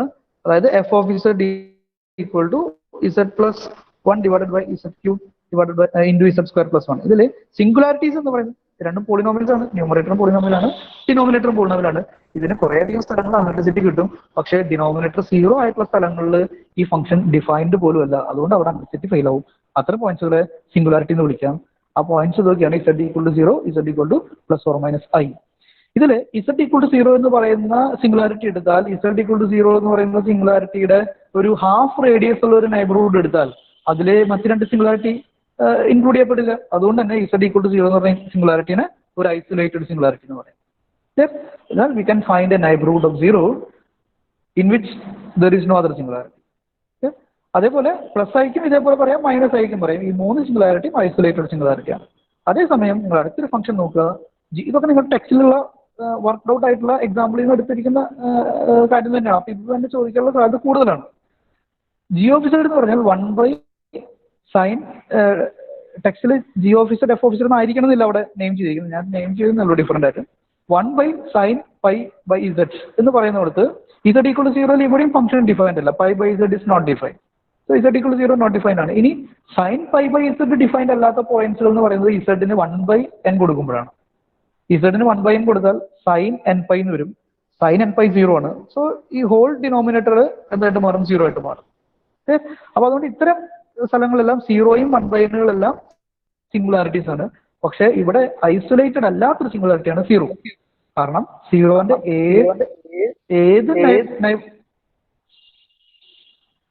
ഏത് നൈബർഹുഡ് എടുത്തു കഴിഞ്ഞാലും അവിടെ 1 ബൈ എന്ന് പറയുന്ന വേറെയും സിംഗുലാരിറ്റീസ് കാണാൻ പറ്റും. ഇത്തരം സിംഗുലാരിറ്റീസ് നമ്മുടെ കൺസിഡറേഷനിൽ തൽക്കാലമില്ല. ഇത്തരം സിംഗുലാരിറ്റീസിനെ ക്ലാസിഫൈ ചെയ്യുന്ന ഡിസ്കഷൻ തൽക്കാലത്തേക്ക് നമ്മൾ സിലബസിൽ ഇൻക്ലൂഡ് ചെയ്തിട്ടില്ല. അതൊക്കെ വേറെ സമയങ്ങളിൽ നമുക്ക് പഠിക്കാവുന്നതാണ്. ഇത്തരം സിംഗുലാരിറ്റി ഒക്കെ ക്ലാസിഫൈ ചെയ്തിട്ടുണ്ട്. നോൺ ഐസൊലേറ്റഡ് സിംഗുലാരിറ്റി എങ്ങനെ ഡിഫൈൻ ചെയ്യുക അല്ലെങ്കിൽ എങ്ങനെ ക്ലാസിഫൈ ചെയ്യുക എന്നുള്ളത് വേറെ സ്റ്റഡി ചെയ്ത് നമുക്ക് പറയാൻ പറ്റും. അടുത്ത് 69 എന്ന് പറഞ്ഞ സെക്ഷനാണ്. ഇതിലാണ് റെസിഡ്യൂ വരുന്നത്. ഇവിടെയാണ് നമ്മൾ പറഞ്ഞ B1ന്റെ, ഞാനത് ലോറൻസ് സീരീസ് എക്സ്പാൻഷൻ ഒന്നും കൂടെ ഇവിടെ റീറൈറ്റ് ചെയ്തിരിക്കുന്നതാണ്. ആ റീറൈറ്റ് സെയിം ചെയ്തിരിക്കുന്ന അതേ കാര്യം ആണ്. ഇത് B1നെ പറ്റി പറയാൻ വേണ്ടിയാണ്. കാരണം ഇവിടുത്തെ B1 എന്ന് പറയുന്ന ആളെ നമ്മൾ വിളിക്കുന്ന പേര്, അത് കോഎഫിഷ്യന്റ് ഓഫ് 1 ബൈ ഈ B1 എന്ന് പറയുന്ന ക്വാണ്ടിറ്റി നിങ്ങൾ ആലോചിച്ചത് എന്തായിരിക്കും? B1 എന്നിന് 1 കൊടുക്കുക. എന്നിന് 1 കൊടുക്കുക എന്ന് പറയുമ്പോൾ നമ്മുടെ പ്രിൻസിപ്പൽ പാർട്ട് എന്ന് പറയുന്നത്, നേരത്തെ ഞാൻ പറഞ്ഞ ലോറൻസ് സീരീസിലെ പ്രിൻസിപ്പൽ പാർട്ട്, രണ്ടാമത്തെ സം, അതിൽ എന്നിന് 1 കൊടുത്താൽ B1 divided by Z minus Z naught raise to 1. അതായത് Z മൈനസ് Z നോട്ടിന്റെ കോഎഫിഷ്യന്റ് ആണത്. അതാണ് B1. ആ കോഎഫിഷ്യന്റിനെ നമ്മൾ വിളിക്കുന്ന പേര് residue of f at the isolated singular point Z naught എന്ന് പറയുന്ന അപ്പൊ നിങ്ങൾ ശ്രദ്ധിക്കണം, റെസിഡ്യൂ പറയുന്ന ഐസൊലേറ്റഡ് സിംഗുലാരിറ്റിക്ക് മാത്രമാണ്. ഐസൊലേറ്റഡ് സിംഗുലാരിറ്റിയിൽ ലോറൻസ് സീരീസ് എക്സ്പാൻഷൻ ഉണ്ടാവും. ലോറൻസ് സീരീസ് എക്സ്പാൻഷൻ ആണെങ്കിൽ B1ന് integral of f of z direct connection ഉണ്ട്. അയാളെ മാത്രമേ പ്രത്യേക പേരിട്ട് വിളിക്കുന്നു. അയാൾ വിളിക്കുന്ന പേരാണ് റെസിഡ്യൂ ഓഫ് എഫ്. ഓക്കെ, ഇതാണ് ഈ പറയുന്ന ഡെഫിനിഷൻ. ഈ ഡെഫിനിഷനിൽ നിങ്ങൾക്ക് വേണമെങ്കിൽ ലോറൻസ് സീരീസിന്റെ പാർട്ട് വേണമെങ്കിൽ ഒഴിവാക്കാം. അന്ന് എഴുതുന്ന നിർബന്ധമില്ല, വേർഡ്സിൽ എഴുതിയാലും മതി. പക്ഷെ ഞാനത് ഒന്ന് ഒബ്സർവ് ചെയ്യാൻ വേണ്ടി മാത്രം ഇവിടെ റീറൈറ്റ് ചെയ്തേ ഉള്ളൂ. ഇനി അപ്പൊ റെസിഡ്യൂന്റെ ഡെഫിനിഷൻ ആണ് കാണാം. റെസിഡ്യൂ എന്ന് പറയുന്നത് B1 ആണ്. Residue of f of z at z equal to Z. അതിനെ ഡിനോട്ട് ചെയ്യുന്നത് ഈ സിമ്പിൾ ആയിരിക്കും. അല്ലേ? ആ പ്രിൻസിപ്പൽ പാർട്ടിന്റെ കാര്യം ഞാൻ ഇവിടെയാണ് ഇൻക്ലൂഡ് ചെയ്തിരിക്കുന്നത്. അന്ന് നേരത്തെ ഞാനത് മെൻഷൻ ചെയ്തിരുന്നു. ആ ഡയറക്റ്റ് കണക്ഷൻ എന്താണെന്നുള്ളതാണ് ഞാൻ ഇവിടെ എഴുതിയിരിക്കുന്ന റിമാർക്കിൽ മൂന്നാമത്തെ റിമാർക്കായിട്ട് എഴുതിയിരിക്കുന്നത്. ഡയറക്റ്റ് കണക്ഷൻ എന്താണെന്നുള്ളത്. ഇവിടെ ഒരു കാര്യം ശ്രദ്ധിക്കേണ്ടത്, റെസിഡ്യൂ കണ്ടുപിടിക്കുമ്പോൾ നമ്മൾ ഇപ്പൊ എന്താ റെസിഡ്യൂ കണ്ടുപിടിക്കുമ്പോൾ വേണ്ടത്? നമുക്കൊരു ലോറൻസ് സീരീസ് എക്സ്പാൻഷൻ വേണം. അപ്പോൾ ഇവിടെ Laurent series expansion of a function f of z last റിമാർക്കിൽ e raised 1 by z square എഴുതിയിരിക്കുന്നത്. അതിന്റെ എക്സ്പാൻഡ് ചെയ്യുമ്പോൾ നിങ്ങൾക്കറിയാം ഇ റേസ് ടു സെഡിന്റെ എക്സ്പാൻഷൻ ഉപയോഗിച്ച് e raise to 1/z² expand ചെയ്താൽ അതിൽ ഇസഡുകളുടെ അല്ലെങ്കിൽ ഈവൺ പവേഴ്സ് മാത്രമേ ഉണ്ടാവുള്ളൂ. നെഗറ്റീവ് ആണെങ്കിലും പോസിറ്റീവ് ആണെങ്കിലും. എന്നുവെച്ചാൽ 1/z എന്ന് പറയുന്ന ഒരു ടേം അതിൽ ഉണ്ടാവില്ല. അതുകൊണ്ട് തന്നെ അതിന്റെ കോഎഫിഷ്യന്റ് എപ്പോഴും 0 ആയിരിക്കും. അതുകൊണ്ട് ആ ഇന്റഗ്രൽ വാല്യൂ എളുപ്പത്തിൽ 2πi ടൈംസ് 0 എന്ന് വിളിക്കാം. അതുകൊണ്ട് ഇന്റഗ്രൽ 0 ആയിരിക്കും. അത്തരത്തിലുള്ള അപ്പൊ ഞാൻ പറഞ്ഞതാണ് ഒരു ഫംഗ്ഷന്റെ ഇന്റഗ്രൽ ഇവാലുവേറ്റ് ചെയ്യാൻ പലപ്പോഴും നമ്മളെ റെസിഡ്യൂ ഹെൽപ്പ് ചെയ്യും എന്ന് എക്സ്പ്ലെയിൻ ചെയ്യുന്ന ഒരു എക്സാമ്പിൾ ആണ് ലാസ്റ്റ് റിമാർക്ക് ലാസ്റ്റ് ആയിട്ട് ചെയ്തിരിക്കുന്നത്. അത് വളരെ ഇമ്പോർട്ടന്റ് ആണ്. അപ്പൊ നോക്കണം, ടെക്സ്റ്റിൽ വർക്ക് ഔട്ട് ആയിട്ടുള്ള കാര്യമാണ്. അടുത്ത് കോഷീസ് റെസിഡ്യൂ തിയറം എന്ന് പറയുന്നത്. ഞാൻ നേരത്തെ പറഞ്ഞു റെസിഡ്യൂ എന്ന് പറയുന്ന ക്വാണ്ടിറ്റി നമ്മൾ ഇന്റഗ്രൽ ഇവാലുവേറ്റ് ചെയ്യാൻ ഉപയോഗിക്കുന്നതാണ്. അപ്പൊ അത് എങ്ങനെ ഇവാലുവേറ്റ് ചെയ്യാനായിട്ട് അല്ലെങ്കിൽ എന്താണ് അത് ഇന്റഗ്രലുമായിട്ട് കണക്ഷൻ എന്ന് എക്സ്പ്ലെയിൻ ചെയ്യുന്ന തിയറമാണ് കോഷീസ് റെസിഡ്യൂ തിയറം. അപ്പൊ ഈ തിയറം സ്റ്റേറ്റ് ആൻഡ് പ്രൂവ് ചോദിച്ചില്ലെങ്കിലും ചോദിക്കാനുള്ള സാധ്യത അതിനേക്കാൾ സാധ്യത കൂടുതൽ ഇതിന്റെ പ്രോബ്ലംസ് വർക്ക്ഔട്ട് ചെയ്യാനാണ്. തിയറം ഇത്രയേ ഉള്ളൂ. ഇന്റഗ്രൽ നിങ്ങൾ ആലോചിച്ച് നോക്കും, integral over c f of z d z എങ്ങനെയാണ് നമ്മൾ ഡിഫൈൻ ചെയ്തത്? അത് നിങ്ങളൊരു സി എന്ന് പറയുന്ന ആളുടെ ഒരു പാരാമീറ്ററൈസ്ഡ് അല്ലെങ്കിൽ ഇസഡ് ഓഫ് ടി എന്ന് പറയുന്ന ഒരു ഡെഫിനിഷൻ കണ്ടുപിടിച്ച് ഇസഡ് എന്ന് പറയുന്ന ഇസഡ് ഓഫ് ടി എഴുതി ഇസഡ് ഡാഷ് ടി കണ്ടുപിടിച്ച് ഡി സെഡ് എഴുതി അതിന് ഇന്റഗ്രേറ്റ് ചെയ്ത് റിയൽ ഇന്റഗ്രലായിട്ട് കൺവേർട്ട് ചെയ്ത് അത് കുറേയധികം പ്രൊസീജിയറിൽ കൂടിയാണ് ഈ ഇന്റഗ്രൽ നമുക്ക് ഇവാലുവേറ്റ് ചെയ്യാൻ പറ്റുള്ളൂ. നിങ്ങൾ എക്സാമ്പിൾസ് ഒക്കെ വർക്ക്ഔട്ട് ചെയ്യുമ്പോൾ അറിയാൻ പറ്റും. പക്ഷേ ഇവിടെ റെസിഡ്യൂ തിയറം ഉപയോഗിച്ച് നമുക്ക് റെസിഡ്യൂ കണ്ടുപിടിക്കുന്ന പരിപാടി മാത്രമേ ഉള്ളൂ ഈ ഇന്റഗ്രൽ ഇവാലുവേറ്റ് ചെയ്യാൻ. വേറെ ഒരു പരിപാടിയും ഇല്ല. അതായത് നമ്മൾ ഇന്റഗ്രേഷൻ ആക്ച്വൽ ഇന്റഗ്രേഷൻ നടത്തുന്നില്ല. നമ്മൾ റെസിഡ്യൂ കണ്ടുപിടിക്കുന്ന പ്രൊസീജിയർ നടത്തി കഴിഞ്ഞാൽ പോലും നമുക്ക് ഈ ഇന്റഗ്രലിന്റെ വാല്യൂ ഫൈനൽ വാല്യൂ ഇവാലുവേറ്റ് ചെയ്തെടുക്കാൻ പറ്റും എന്നുള്ളതാണ് കോഷീസ് റെസിഡ്യൂ തിയറത്തിന്റെ ഇമ്പോർട്ടൻസ്. അപ്പൊ അതിന്റെ പ്രോബ്ലംസ് നിങ്ങൾ കൂടുതലും വർക്ക്ഔട്ട് ചെയ്ത് നോക്കണം. പലതരം ഫംഗ്ഷൻസും എക്സ്പാൻഡ് ചെയ്യാൻ ബുദ്ധിമുട്ടുള്ള ഫംഗ്ഷൻസ് ഒക്കെ തരും. അതൊക്കെ എക്സ്പാൻഡ് ചെയ്യാൻ വേണ്ടി ഞാൻ നേരത്തെ പറഞ്ഞ എക്സ്പാൻഷൻ ഉപയോഗിക്കാവുന്ന റിസൾട്ടുകളൊക്കെ അല്ലെങ്കിൽ ആ നോട്ടിൽ പറഞ്ഞിരിക്കുന്ന എക്സ്പാൻഷൻസ് ഒക്കെ ഉപയോഗിച്ച് എക്സ്പാൻഡ് ചെയ്ത് റെസിഡ്യൂ അതായത് 1/z-z0ന്റെ കോഎഫിഷ്യന്റ് കണ്ടുപിടിക്കുക. അപ്പൊ തിയറത്തിന്റെ സ്റ്റേറ്റ്മെന്റ് ഞാൻ വായിക്കാം. C B A simple closed contour described in the positive sense. Positive sense എന്ന് പറഞ്ഞു കൗണ്ടർ ക്ലോക്ക് വൈസ് ആണ്. If a function f is analytic inside and on C. ഒരു ശ്രദ്ധിക്കേണ്ട ഒരു കാര്യം, ഇൻസൈഡ് സി എന്ന് പറയുന്നത് എന്താണ്? അത് ഒരു വളരെ ഇമ്പോർട്ടന്റ് ആയിട്ടുള്ള കാര്യമാണ്. അപ്പൊ നമുക്കറിയാം സി എന്ന് പറയുന്ന ഒരു കോണ്ടൂർ ആണ്. കോണ്ടൂർ ഡിഫൈൻ ചെയ്യുന്ന സ്ഥലങ്ങളിൽ നമുക്കറിയാവുന്നത് കോണ്ടൂർ ഡിഫൈൻ ചെയ്യാവുന്ന സ്ഥലങ്ങളിൽ നമുക്കറിയാവുന്ന ഒരു കാര്യം ഇതിനൊരു ഓറിയന്റേഷൻ കൂടെ കൊടുക്കാൻ പറ്റുമെന്നോട് പറഞ്ഞു. അങ്ങനെയാണ് നമ്മളിത് ക്ലോക്ക് വൈസ് ആണോ ആന്റി ക്ലോക്ക് വൈസ് ആണോ അറിയാം. അപ്പൊ നമ്മൾ ഓറിയന്റേഷൻ ഫിക്സ് ചെയ്ത് കഴിഞ്ഞാൽ നിങ്ങൾ ആ ഓറിയന്റേഷനിലെ കർവിൽ കൂടെ നടന്ന് പോകാന്ന് വിചാരിക്കുക. അപ്പൊ നിങ്ങളുടെ ലെഫ്റ്റ് ഹാൻഡ് സൈഡിൽ കാണുന്ന റീജിയൻ എന്താണോ അതാണ് ഇൻസൈഡ് ദാറ്റ് ക്ലോസ്ഡ് കോണ്ടൂർ. അത് നിങ്ങളൊന്ന് ഓർത്തിരിക്കുന്നത് നന്നായിരിക്കും. അതായത് എപ്പോഴാണ് സിയുടെ അല്ലെങ്കിൽ ക്ലോസ്ഡ് കോണ്ടൂറിന്റെ ഇൻസൈഡ് എന്ന് പറയുന്നത് എന്താണ്? ഓക്കെ, ഇൻസൈഡ് എന്ന് പറയുന്നത് സിമ്പിൾ ക്ലോസ്ഡ് കോണ്ടൂറിന്റെ ഇൻസൈഡ് എന്ന് പറയുന്നത് ആ സിക്ക് ഒരു ഓറിയന്റേഷൻ എപ്പോഴും ഉണ്ടാവും. സി പറയുമ്പോൾ എല്ലായ്പ്പോഴും ഒരു ഓറിയന്റേഷൻ കിട്ടും. ആ ഓറിയന്റേഷനിൽ കൂടെ നിങ്ങൾ ഇങ്ങനെ മൂവ് ചെയ്യുമ്പോൾ നിങ്ങളുടെ ലെഫ്റ്റ് ഹാൻഡ് സൈഡിലുള്ള റീജിയൻ നിങ്ങൾ ലെഫ്റ്റ് ഹാൻഡ് സൈഡിലേക്ക് തിരിഞ്ഞു നോക്കിയാൽ താഴെ നോക്കിയാൽ എന്തായിരിക്കും കാണാം? അതായിരിക്കും നിങ്ങളുടെ ഇൻസൈഡ് അല്ലെങ്കിൽ സിയുടെ ഇൻസൈഡ്. സി എന്ന് പറയുന്ന കറന്റ് ഇൻസൈഡ്. ഓക്കെ, അപ്പൊ ഓറിയന്റേഷൻ മാറിയാൽ ഇൻസൈഡ് മാറുന്നതാണ്. അപ്പൊ കൗണ്ടർ ക്ലോക്ക് വൈസ് നിങ്ങൾ ആ കർവിലൂടെ മൂവ് ചെയ്യുമ്പോൾ നിങ്ങളുടെ ലെഫ്റ്റ് ഹാൻഡ് സൈഡിൽ കാണുന്ന റീജിയാണ് നിങ്ങൾക്ക് എന്താ പറയാ ഇൻസൈഡ് ഓഫ് ദി റീജിയൻ എന്ന് വിളിക്കാം. അവിടെയുള്ള ഈ സിംഗുലർ പോയിന്റ്സിനെ മാത്രം നിങ്ങൾ ഒബ്സർവ് ചെയ്താൽ മതി. അത്തരം സിംഗുലർ പോയിന്റ്സിനെ Z1 Z2 എക്സെട്ര Z എന്ന് നെയിം ചെയ്താൽ ആ സിംഗുലർ പോയിന്റ്സിലെല്ലാം ഐസൊലേറ്റഡ് ആണെങ്കിൽ ആ സിംഗുലർ പോയിന്റ്സിലെല്ലാം നിങ്ങൾ എന്ത് ചെയ്യണം? റെസിഡ്യൂ വാലുവേറ്റ് ചെയ്യണം. അത് സം ചെയ്യണം, 2πi വെച്ച് മൾട്ടിപ്ലൈ ചെയ്യണം. അപ്പൊ കിട്ടുന്ന ക്വാണ്ടിറ്റി ആയിരിക്കും നിങ്ങൾ യൂഷ്വൽ ഇന്റഗ്രേഷൻ നടത്തിയാലും കിട്ടാൻ പോകുന്നത്. അപ്പൊ യഥാർത്ഥത്തിൽ നിങ്ങൾ ഇന്റഗ്രേറ്റ് ചെയ്യേണ്ട കാര്യമില്ല, ഈ റെസിഡ്യൂ മാത്രം വാലുവേറ്റ് ചെയ്താൽ മതി. അത്തരം പ്രോബ്ലംസ് നിങ്ങൾ വർക്ക്ഔട്ട് ചെയ്യണം. അടുത്തത് 72 എന്ന് പറഞ്ഞ സെക്ഷനാണ്. 72 എന്ന് പറഞ്ഞ സെക്ഷനിൽ നമ്മൾ പറഞ്ഞു ഈ ഐസൊലേറ്റഡ് സിംഗുലാരിറ്റീസിനെല്ലാം എങ്ങനെയാണ് ക്ലാസിഫൈ ചെയ്തിരിക്കുന്നത്, എത്ര തരത്തിൽ തിരിക്കാൻ പറ്റും. ഓക്കെ, അപ്പോൾ ഇതിന് ഒരു ഐസൊലേറ്റഡ് സിംഗുലാരിറ്റി എടുത്താൽ നമുക്ക് മനസ്സിലാക്കാൻ പറ്റുന്നത് ലോറന്റ് സീരീസ് എക്സ്പാൻഷൻ ഉണ്ടാവും. അപ്പൊ ലോറന്റ് സീരീസ് എക്സ്പാൻഷനിലെ പ്രിൻസിപ്പൽ പാർട്ട്, എന്തുകൊണ്ടാണ് അതിനെ പ്രിൻസിപ്പൽ പാർട്ട് എന്ന് വിളിച്ചത്? അത് ഒബ്സർവ് ചെയ്താണ് നമ്മൾ ഈ റെസിഡ്യൂ ഈ പറയുന്ന സിംഗുലാരിറ്റിനെ ക്ലാസിഫൈ ചെയ്യുന്നത്. അതായത് പ്രിൻസിപ്പൽ പാർട്ടിൽ ഒരു ഫൈനൈറ്റ് നമ്പർ ഓഫ് BNകളാണ് നോൺ സീറോ ആയിട്ടുള്ളെങ്കിൽ, ഓക്കെ, അതാണ് ആദ്യത്തെ പറയുന്നത്. ഒരു ലോറന്റ് സീരീസ് എക്സ്പാൻഷൻ എഴുതുമ്പോൾ Z-Z0ന്റെ നെഗറ്റീവ് പവേഴ്സും ഉണ്ടെന്നും അത് ഫൈനൈറ്റ് നമ്പർ ഓഫ് നെഗറ്റീവ് പവേഴ്സേ ഉള്ളൂ എന്ന് നിങ്ങൾ ഒബ്സർവ് ചെയ്താൽ നിങ്ങൾക്ക് പറയാൻ പറ്റും അത്തരം സിംഗുലാരിറ്റി എന്ന് പറയുന്നത് പോൾ ആണ്. ഓക്കെ, പോൾ ആണെന്ന് ഡിഫൈൻ ചെയ്യുക. അതിൽ നെഗറ്റീവ് പവേഴ്സ് എവിടം വരെ ഉണ്ട്? BM വരെയാണ് നെഗറ്റീവ് പവേഴ്സ് ഉള്ളത്. z minus z naught raise to m എന്ന് പറയുന്ന ഡിനോമിനേറ്ററിൽ വരുന്നത്. അത് കഴിഞ്ഞെല്ലാം 0 ആണെങ്കിൽ നമുക്ക് പോൾ ഓഫ് ഓർഡർ m എന്ന് വിളിക്കാൻ പറ്റും. ഇതായിരിക്കും നിങ്ങൾ അവിടെ പോളിന്റെ ഡെഫിനിഷൻ ആയിട്ട് പഠിച്ചിരിക്കുക. ഇനി നെഗറ്റീവ് പവേഴ്സ് ഒന്നുമില്ല എന്ന് വിചാരിക്കുക, എല്ലാം നോൺ നെഗറ്റീവ് പവേഴ്സ് ആണെങ്കിൽ ഞാൻ നേരത്തെ പറഞ്ഞു ടൈലർ സീരീസ് എക്സ്പാൻഷൻ എഴുതുമ്പോൾ നമുക്ക് അപ്പോഴേ അറിയാം അത് നോൺ നെഗറ്റീവ് പവേഴ്സ് മാത്രമേ ഉണ്ടാവുള്ളൂ. പക്ഷേ ലോറൻസ് സീരീസ് എക്സ്പാൻഷൻ എഴുതുമ്പോൾ ഞാൻ പറഞ്ഞു നെഗറ്റീവ് പവേഴ്സ് ഉണ്ടാവുമെന്ന് നമുക്ക് വാശി പിടിക്കാനൊന്നും പറ്റില്ല. ചിലപ്പോൾ നെഗറ്റീവ് പവേഴ്സ് ഉണ്ടാവും, ചിലപ്പോൾ നെഗറ്റീവ് പവേഴ്സ് ഉണ്ടാവും നിർബന്ധമില്ല എക്സ്പാൻഷൻ. അപ്പോൾ നെഗറ്റീവ് പവേഴ്സ് ഒന്നും ഇല്ലെങ്കിൽ അത്തരം സിംഗുലാരിറ്റീനെ നമ്മൾ പറയുന്നത് റിമൂവബിൾ സിംഗുലാരിറ്റി ആണ്. ഒരു എക്സാമ്പിൾ ആയിട്ട് നമുക്ക് പെട്ടെന്ന് പറയാൻ പറ്റുന്നത് ഇപ്പോൾ z² z എന്ന് പറയുന്നൊരു ഫംഗ്ഷൻ. അപ്പൊ z² z എന്ന് പറയുന്ന ഫംഗ്ഷൻ സാറേ അത് z തന്നെയല്ലേ എന്ന് നമുക്ക് ചോദിക്കാം. പക്ഷെ z എന്ന് അതിൽ എഴുതണമെങ്കിൽ നമ്മൾ എന്ത് ചെയ്യണം, ഒരു z ക്യാൻസൽ ചെയ്യണം മുകളിൽ താഴെ.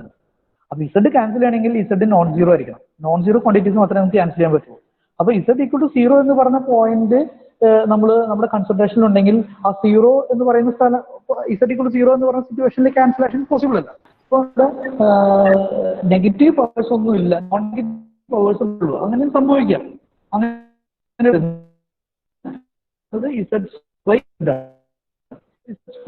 എന്ന് പറയുന്ന ക്യാൻസൽ ചെയ്യുന്ന പറഞ്ഞ പ്രൊസീജിയർ നടക്കുന്ന z നോട്ട് ഈക്വൽ ആണ്. 0 അത് ക്യാൻസലേഷൻ ഇല്ല. അപ്പോ 0 എന്താണ് ഫംഗ്ഷൻ ഇസ് നോട്ട് അനലിറ്റിക് ആയിട്ട് z=0 എന്ന് പറയാൻ പറ്റും. ഓക്കെ, z² ഫംഗ്ഷൻ കൺസിഡർ ചെയ്യുമ്പോൾ ആ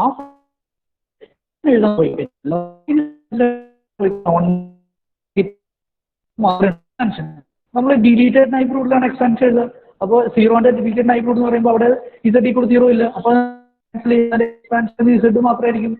അപ്പൊ അവിടെ non negative Lawrence series expansion എഴുതുമ്പോൾ പലപ്പോഴും നോൺ നെഗറ്റീവ് പവേഴ്സ് മാത്രമായിട്ട് ഈ ഭാഗത്തുനിന്ന് ഒരു പോസിബിൾ ക്വസ്റ്റ്യൻ എന്ന് പറയുന്നത് classify the singularities of f of z equal to something. അപ്പൊ നിങ്ങൾ ആദ്യം ചെക്ക് ചെയ്യേണ്ടത് അനലിറ്റിസിറ്റി ഫെയിൽ ആവുന്ന പോയിന്റ്സ് ഉണ്ടോ, ഉണ്ടെങ്കിൽ അത് സിംഗുലാരിറ്റി ആണ്. ഉണ്ടെങ്കിൽ അത് എന്ത് തരം ഐസൊലേറ്റഡ് സിംഗുലാരിറ്റി ആണ്, നോൺ ഐസൊലേറ്റഡ് സിംഗുലാരിറ്റി ആണ്. മേജർ ക്ലാസിഫിക്കേഷൻ അതാണ്. നമ്മൾ ഐസൊലേറ്റഡ് സിംഗുലാരിറ്റിനെ പറ്റിയാണ് ഐസൊലേറ്റഡ് സിംഗുലാരിറ്റിനെ പറ്റിയാണ് പഠിക്കണമെങ്കിൽ ഐസൊലേറ്റഡ് സിംഗുലാരിറ്റി ഫർദർ ക്ലാസിഫൈ ചെയ്യാം, സീരീസ് എക്സ്പാൻഷൻ കണ്ടുപിടിക്കാം. ഇത്രയാണ് ഇവിടുന്ന് പോസിബിൾ ആയിട്ട് ചോദിക്കാവുന്ന ക്വസ്റ്റ്യൻ. ഇനി സിംഗുലാരിറ്റീസ് എല്ലാം ഐസൊലേറ്റ് ആണെങ്കിൽ നമ്മൾ 3 തരം അതിലെങ്ങനെയാണ് അതിനകത്തുള്ളത്. ഇവിടെ ഈ തിയറംസ് ചിലപ്പോൾ സ്റ്റേറ്റ് ആൻഡ് പ്രൂവ് എന്ന് പറഞ്ഞാൽ ചോദിക്കാനുള്ള സാധ്യതയുണ്ട്. അപ്പൊ നിങ്ങൾ ഇത് ഓർത്തിരിക്കണം. പോൾ ഓഫ് ഓർഡർ m ആണെങ്കിൽ നിങ്ങൾക്ക് f of z form π/z പറ്റും. നമുക്ക് ആണ് ഈ പറഞ്ഞത്. π/z നോട്ട് ആയിരിക്കും, അത് ന്യൂമറേറ്റർ ആയിരിക്കും. ഈ f of z എങ്ങനെ റെപ്രസെന്റ് ചെയ്യും ഈ തിയറത്തിന്റെ റെസിഡ്യൂ വാല്യൂ അല്ല, അത് m1 ആണെങ്കിൽ m1 ആണെങ്കിൽ ഈ പറയുന്ന കാര്യം m-1 ടൈംസ് ഡിഫറൻഷിയേറ്റ് ചെയ്ത് ഈ പറയുന്ന റെസിഡ്യൂ നമുക്ക് ഇവാലുവേറ്റ് ചെയ്യാൻ പറ്റും. അങ്ങനെ റെസിഡ്യൂ വളരെ ക്രൂഷ്യൽ ആണ്. കാരണം റെസിഡ്യൂ കിട്ടിയാൽ നമുക്ക് അതിന് ഇന്റഗ്രൽ ഇവാലുവേറ്റ് ചെയ്യാൻ പറ്റും. അപ്പോൾ പോൾ ഓഫ് ഓർഡർ m ആണെന്ന് ഐഡന്റിഫൈ ചെയ്തുകൊണ്ട് കാര്യം. ഇനി റിമൂവൽ സിംഗുലാരിറ്റി ആണോ നിങ്ങൾ റെസിഡ്യൂ കണ്ടുപിടിക്കാനൊന്നും റെസിഡ്യൂ എല്ലായ്പ്പോഴും 0 ആയിരിക്കും. അപ്പൊ എല്ലായ്പ്പോഴും റിമൂവൽ സിംഗുലാരിറ്റി ആണോ അതിന്റെ ഇന്റഗ്രൽ എല്ലായ്പ്പോഴും എന്തായിരിക്കും 0 ആയിരിക്കും. അതുകൊണ്ട് നമുക്ക് വളരെ ഈസി റെസിഡ്യൂ എപ്പോഴും 0 ആയിരിക്കും. അപ്പൊ ആ റെസിഡ്യൂ ഡയറക്റ്റ് നമുക്ക് ഉപയോഗിക്കാൻ പറ്റും. അല്ല പോൾ ആണെങ്കിലാണ് ഈ പറഞ്ഞ തിയറം ഉപയോഗിച്ച് റെസിഡ്യൂ കണ്ടുപിടിക്കാൻ ശ്രമിക്കേണ്ടത്. ഇതാണ് ഈ സെഷനിൽ ഡിസ്കസ് ചെയ്തിരിക്കുന്ന കാര്യം. ഇത് നമുക്ക് ലാസ്റ്റ് സെഷനാണ്. ഇതാണ് ലാസ്റ്റ് സെഷൻ നമ്മുടെ സിലബസിന്റെ. ഇതില് നമ്മൾ ഇത്ര നേരം ഡിസ്കസ് ചെയ്ത കോണ്ടൂർ ഇന്റഗ്രൽസ് ഉപയോഗിച്ച് എങ്ങനെ റിയൽ ഇന്റഗ്രൽ ഒന്ന് ഇവാലുവേറ്റ് ചെയ്യാൻ പറ്റും. ഓക്കെ, റിയൽ ഇന്റഗ്രൽ ഇവാലുവേറ്റ് ചെയ്യാന്നല്ല, ചില റിയൽ ഇന്റഗ്രലൊക്കെ വളരെ ബുദ്ധിമുട്ടാണ് ഇവാലുവേറ്റ് ചെയ്യാൻ. പ്രത്യേകിച്ച് നമുക്കറിയാം ഡെഫിനിറ്റ് പോലും ബുദ്ധിമുട്ടാണ്.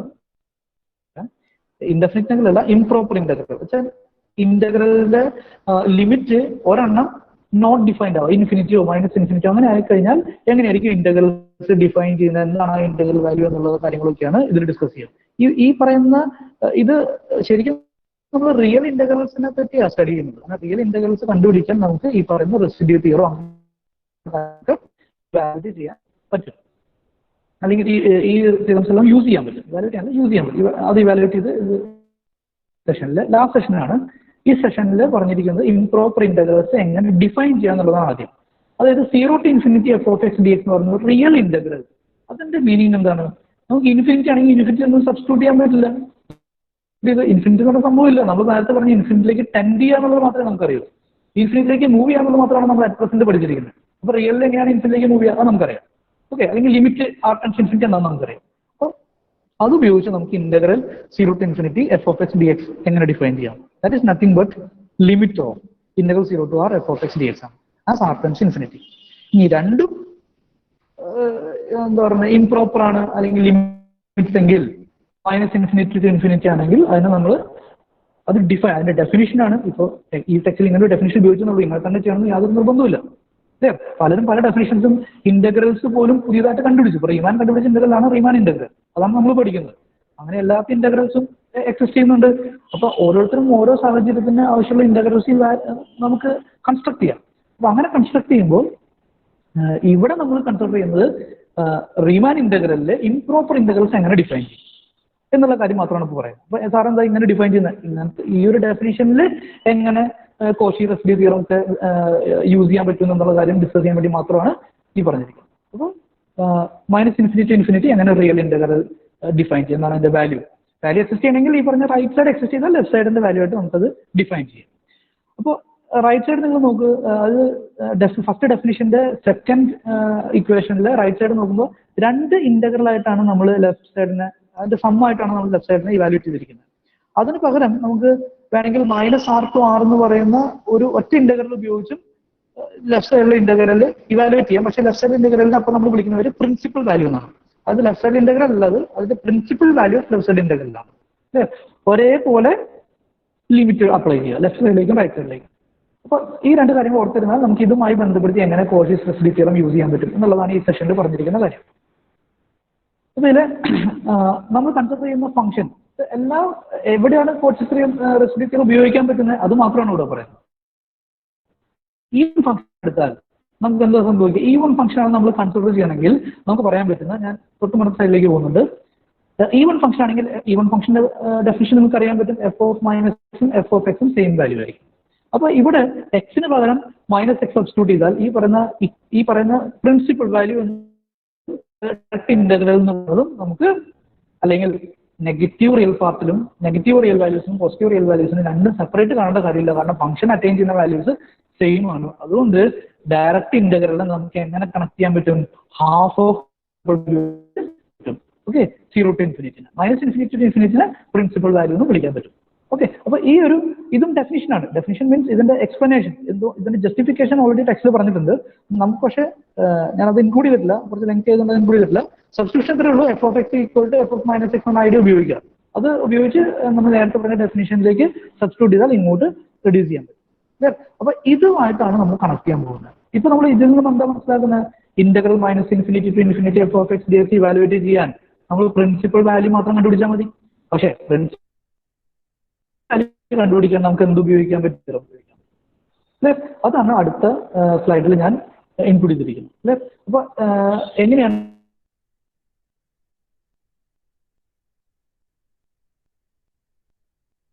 ഇൻവോൾവ് ആവുന്നത് എന്നുള്ളത്, റെസിഡ്യൂ തിയറം എങ്ങനെയാണത് നമുക്ക് നോക്കാം. അതിൽ ഏത് ഫംഗ്ഷൻസ് ഒക്കെ ഈ ടെക്സ്റ്റിൽ പറഞ്ഞിരിക്കുന്ന ഒറ്റ എക്സാമ്പിളേ പറഞ്ഞിട്ടുള്ളൂ. ഒരു ഈവൻ ഫംഗ്ഷന്റെ ഇന്റഗ്രൽ ഇവാലുവേറ്റ് ചെയ്യാൻ എങ്ങനെ റെസിഡ്യൂ തിയറം ഉപയോഗിക്കും എന്ന് പറയുന്ന ഒറ്റ എക്സാമ്പിൾ പറഞ്ഞിട്ടുള്ളൂ. ആ എക്സാമ്പിളിന് വേണ്ടിയിട്ടുള്ള കാര്യങ്ങളെ പറ്റിയുള്ള ജനറൽ ഡിസ്കഷൻ ആണ് ഇവിടെ പറഞ്ഞിരിക്കുന്നത്. അതായത് നമ്മൾ കൺസിഡർ ചെയ്യുന്ന ഫംഗ്ഷൻ എങ്ങനെയായിരിക്കണം? p of z by q of z എന്ന് പറയുന്ന ഫംഗ്ഷൻ ആയിരിക്കണം.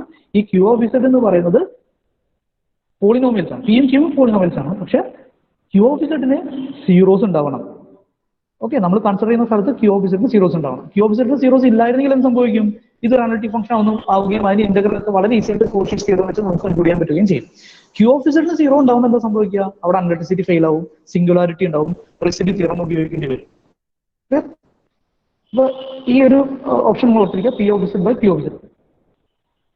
ഇത് ഇവാലുവേറ്റ് ചെയ്യാൻ നമ്മൾ ഉപയോഗിക്കുന്ന ഐഡിയ ഇതാണ്. നമ്മൾ ചെയ്യുന്നത്, നമ്മൾ -r to r എന്ന് പറയുന്ന ഇത് നിങ്ങൾക്ക് വിസിബിൾ ആവുന്നുണ്ടെന്ന് വിചാരിക്കുന്നു. നമ്മൾ സൂം ചെയ്യാം.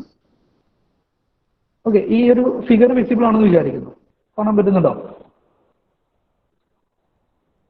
ഹലോ, വിസിബിൾ ആണ്. സ്ലൈഡ് വിസിബിൾ ആണ്. ഓക്കെ, ഈ ഞാൻ ഇത് സൂം ചെയ്തിട്ടുണ്ട്. ആ ഫിഗർ മാത്രമായിട്ട് ഇപ്പൊ ഫിഗർ മാത്രമായി കാണാം.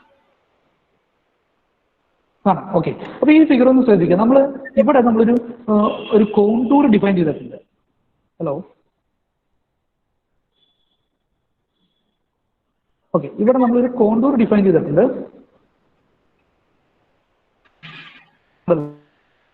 ക്ലിയർ ആണ്, കണ്ടിന്യൂ ചെയ്യാം. ക്ലിയർ ആണ്, കണ്ടിന്യൂ ചെയ്യാം. ഓക്കെ, ശരി. ഓക്കെ, അപ്പൊ ഇവിടെ ഒരു കോണ്ടൂർ നമ്മൾ ഡിഫൈൻ ചെയ്തിട്ടുണ്ട്. ആ കോണ്ടൂർ എന്ന് പറയുന്നത് ഒരു സെഗ്മെന്റ് റിയൽ ആക്സിസ് നിന്നും പിന്നെ ഒരു സർക്കുലർ റീജിയൻ, സർക്കുലർ കർവ് നമ്മൾ CR എന്ന് പറയുന്ന സർക്കുലർ കർവ് കൺസിഡർ ചെയ്തു. അത് രണ്ടും ജോയിൻ ചെയ്ത് ഒരു ക്ലോസ്ഡ് കർവ് ആക്കി ഒരു ക്ലോസ്ഡ് കോണ്ടൂർ ആയിട്ട് നമുക്ക് കൺസിഡർ ചെയ്യാൻ പറ്റും. അപ്പൊ ഈ പറയുന്ന ക്ലോസ്ഡ് കോണ്ടൂറിന് അകത്തുള്ള എന്താണ് അകത്തെന്ന് പറയുന്നത്, അല്ലെങ്കിൽ ഇൻസൈഡ് എന്ന് പറയുന്നത് എന്താണ്? ഈ ക്ലോസ്ഡ് കോണ്ടൂറിൽ കൂടി നിങ്ങൾ നടന്നു പോകുന്നു, നിങ്ങളുടെ ലെഫ്റ്റ് ഹാൻഡ് സൈഡിലേക്ക് തിരിഞ്ഞു നോക്കുക, അവിടെയുള്ള പോയിന്റ്സ് ആണ് ഈ ക്ലോസ്ഡ് കോണ്ടൂറിന്റെ ഇൻസൈഡ് എന്ന് പറയുന്നത്. അവിടെയുള്ള സിംഗുലാരിറ്റീസ് ആണ് Z1, Z2, etc. Zn. ഇതാണ് നമ്മൾ Q of Zന്റെ സീറോസ് ഇൻസൈഡ് ദിസ് എന്നുകൊണ്ട് ഉദ്ദേശിക്കുന്നത്. ഓക്കെ, ഈ സിറ്റുവേഷനിൽ എങ്ങനെ പ്രിൻസിപ്പൽ വാല്യൂ ഓഫ് മൈനസ് എന്ന് പറയുന്ന ഫോർമുലയാണ് ഞാൻ താഴെ എഴുതി. ഈ പറയുന്ന ഇന്റഗ്രൽ ഇവാലുവേറ്റ് ചെയ്യാൻ വേറെയും പല മെത്തേഡ്സ് ഉണ്ട്, നിങ്ങൾക്ക് അതുവഴിയൊക്കെ ചെയ്യാൻ പറ്റും. പക്ഷെ അത് ലെങ്തി പ്രൊസീജിയർ ആയിരിക്കും എന്നുള്ളതാണ്. അപ്പോൾ അത് റെസിഡ്യൂ തിയറം ഉപയോഗിച്ച് എങ്ങനെ പറയണം എന്നുള്ള, അല്ലെങ്കിൽ റെസിഡ്യൂ തിയറത്തിന്റെ ആപ്ലിക്കേഷൻ ആയിട്ട് എങ്ങനെ ചെയ്യണം എന്നുള്ള ഒരു പ്രോബ്ലമാണ് ഇതിൽ 79 എന്ന് പറഞ്ഞ സെക്ഷനിലുള്ളത്. അതാണ് നമ്മുടെ ലാസ്റ്റ് സെക്ഷൻ. അതുകൊണ്ട് തന്നെ അതിൽ നിന്ന് ഒരു ക്വസ്റ്റ്യൻ ചോദിക്കാനുള്ള സാധ്യത കൂടുതലാണ്. ചിലപ്പോൾ റെസിഡ്യൂ കണ്ടുപിടിക്കാനായിരിക്കും പറയാം, അല്ലെങ്കിൽ ഈ പറയുന്ന ഇന്റഗ്രൽ ഇവാലുവേറ്റ് ചെയ്ത് അതിന്റെ വാല്യൂ കണ്ടുപിടിക്കാൻ പറയും. ഇത് ഒരു എസ്എ ക്വസ്റ്റ്യൻ പോലെ ചോദിക്കാനുള്ള സാധ്യത ഇവിടെ ഉണ്ട്. ഓക്കെ, ഇത്രയാണ് നിങ്ങളുടെ സിലബസിലുള്ളത്. ഇത്തരം കാര്യങ്ങളാണ് ഡിസ്കസ് ചെയ്യാൻ ഉദ്ദേശിക്കുന്നത്. ഇനി എന്തെങ്കിലും നിങ്ങൾക്ക് ക്ലാരിഫിക്കേഷൻ വേണമെങ്കിൽ ഇപ്പൊ നമുക്ക് ഒരു ഇന്ററാക്റ്റീവ് സെഷൻ സ്റ്റാർട്ട് ചെയ്യാം. എന്തെങ്കിലും കാര്യങ്ങളുണ്ടെങ്കിൽ എന്നെ കൊണ്ട് പ്രൂവ് ചെയ്യാൻ പറ്റുന്ന കാര്യങ്ങളൊക്കെ ആണെങ്കിൽ ഇപ്പൊ തന്നെ പറഞ്ഞുതരാം, അല്ലെങ്കിൽ നമുക്ക് റെഫറൻസ് ഞാൻ പറഞ്ഞുതരാം. നോക്കാം. Thank you Didymos.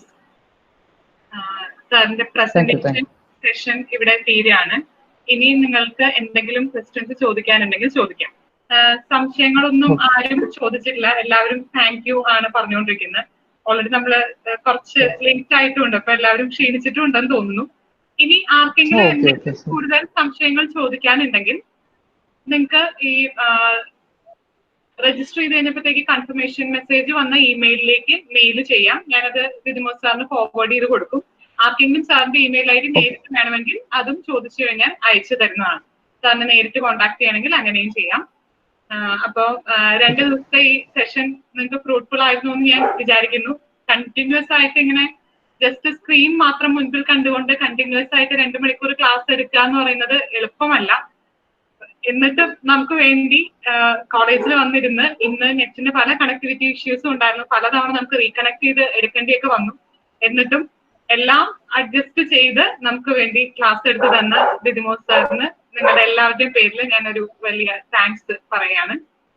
പിന്നെ ഇന്നത്തെ സെഷനിൽ ഒരുപാട് ബുദ്ധിമുട്ടുകൾ വന്നു. പക്ഷെ കുട്ടികൾ വളരെ ക്ഷമയോടുകൂടി വെയിറ്റ് ചെയ്യുകയും ഒരു ഇഷ്യൂസും പ്രശ്നങ്ങളും ഒന്നും പറയാതെ അഡ്ജസ്റ്റ് ചെയ്യും. കൃത്യമായി വേണ്ട സമയങ്ങളിൽ ഇന്റർഫിയർ ചെയ്യും.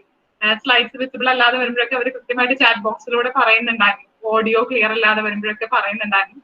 വേണ്ട സമയത്ത് കൃത്യമായി ഇന്റർഫിയർ ചെയ്യുകയും അല്ലാത്ത സമയത്ത് നല്ല അച്ചടക്കം പാലിക്കുകയും ഒക്കെ ചെയ്ത് ഈ പ്രോഗ്രാം ഇങ്ങനെ സക്സസ്ഫുൾ ആയിട്ട് നമുക്ക് തീർക്കാൻ സഹകരിച്ച നിങ്ങൾ എല്ലാ സ്റ്റുഡൻസിനും ഞാൻ താങ്ക്സ് പറയാണ്. ഇനി കോംപ്ലക്സ് അനാലിസിസിന്റെ 2 സെഷൻസ് നമുക്ക് ഇന്ന് ഇവിടെ കംപ്ലീറ്റ് ആയിട്ടുണ്ട്. ലീനിയർ ആൾജിബ്ര ആണ് ഇനി അടുത്തത്. അത് ഒരു 3 ദിവസത്തെ ഗ്യാപ്പിന് ശേഷം 29th 10:30 ആയിരിക്കും ലീനിയർ ആൾജിബ്രയുടെ ഫസ്റ്റ് സെഷൻ. ഡീറ്റെയിൽസ് ഞാൻ എല്ലാ രജിസ്റ്റേർഡ് പാർട്ടിസിപ്പൻസിനും നിങ്ങളുടെ മെയിൽ ഐ ഡിയിലേക്ക് അയക്കാം. സെയിം ലിങ്ക് ആയിരിക്കും നമ്മൾ അന്നും യൂസ് ചെയ്യുന്നത്. ലീനിയർ ആൾജിബ്രയുടെ ക്ലാസ് ഹാൻഡിൽ ചെയ്യാൻ പോകുന്നത് ഗവൺമെന്റ് കോളേജ്, പനമ്പള്ളി കോളേജ് ചാലക്കുടിയിലെ ആൽബർട്ട് സാറാണ്. സാറ് ലീനിയർ ആൾജിബ്രയിൽ ഒരു എക്സ്പേർട്ട് ആണ്. സാർ വേറൊരു ഫോമാറ്റ് ആയിരിക്കും യൂസ് ചെയ്യുന്നത്. ചോക്ക് ആൻഡ് ബോർഡ് ഫോമാറ്റ് ആയിരിക്കും സാർ യൂസ് ചെയ്യുന്നത്. ബോർഡിന്റെ റെക്കോർഡിംഗ് കൃത്യമായിട്ട് നിങ്ങൾക്ക് കാണാൻ പറ്റുന്ന രീതിയിൽ ചോക്ക് ആൻഡ് ബോർഡ് രീതിയിലായിരിക്കും എടുക്കുന്നത്. അപ്പൊ എന്തെങ്കിലും സംശയങ്ങൾ ഉണ്ടെങ്കിൽ തന്നെ ബോർഡിൽ ആണ് സാറിന് കൂടുതൽ കംഫർട്ടബിൾ. പെട്ടെന്ന് അത് ക്ലിയർ ചെയ്യണമെങ്കിലും പ്രോബ്ലംസും ചെയ്ത് കാണിക്കാൻ ഇഷ്ടപ്പെടുന്നു എന്നാണ് പറഞ്ഞത്. അപ്പൊ ആ ഒരു ഫോമാറ്റ് ആയിരിക്കും നമ്മൾ യൂസ് ചെയ്യുക. 29th എല്ലാവരും ആ സെഷന് റീജോയിൻ ചെയ്യുമെന്ന് പ്രതീക്ഷിക്കുന്നു.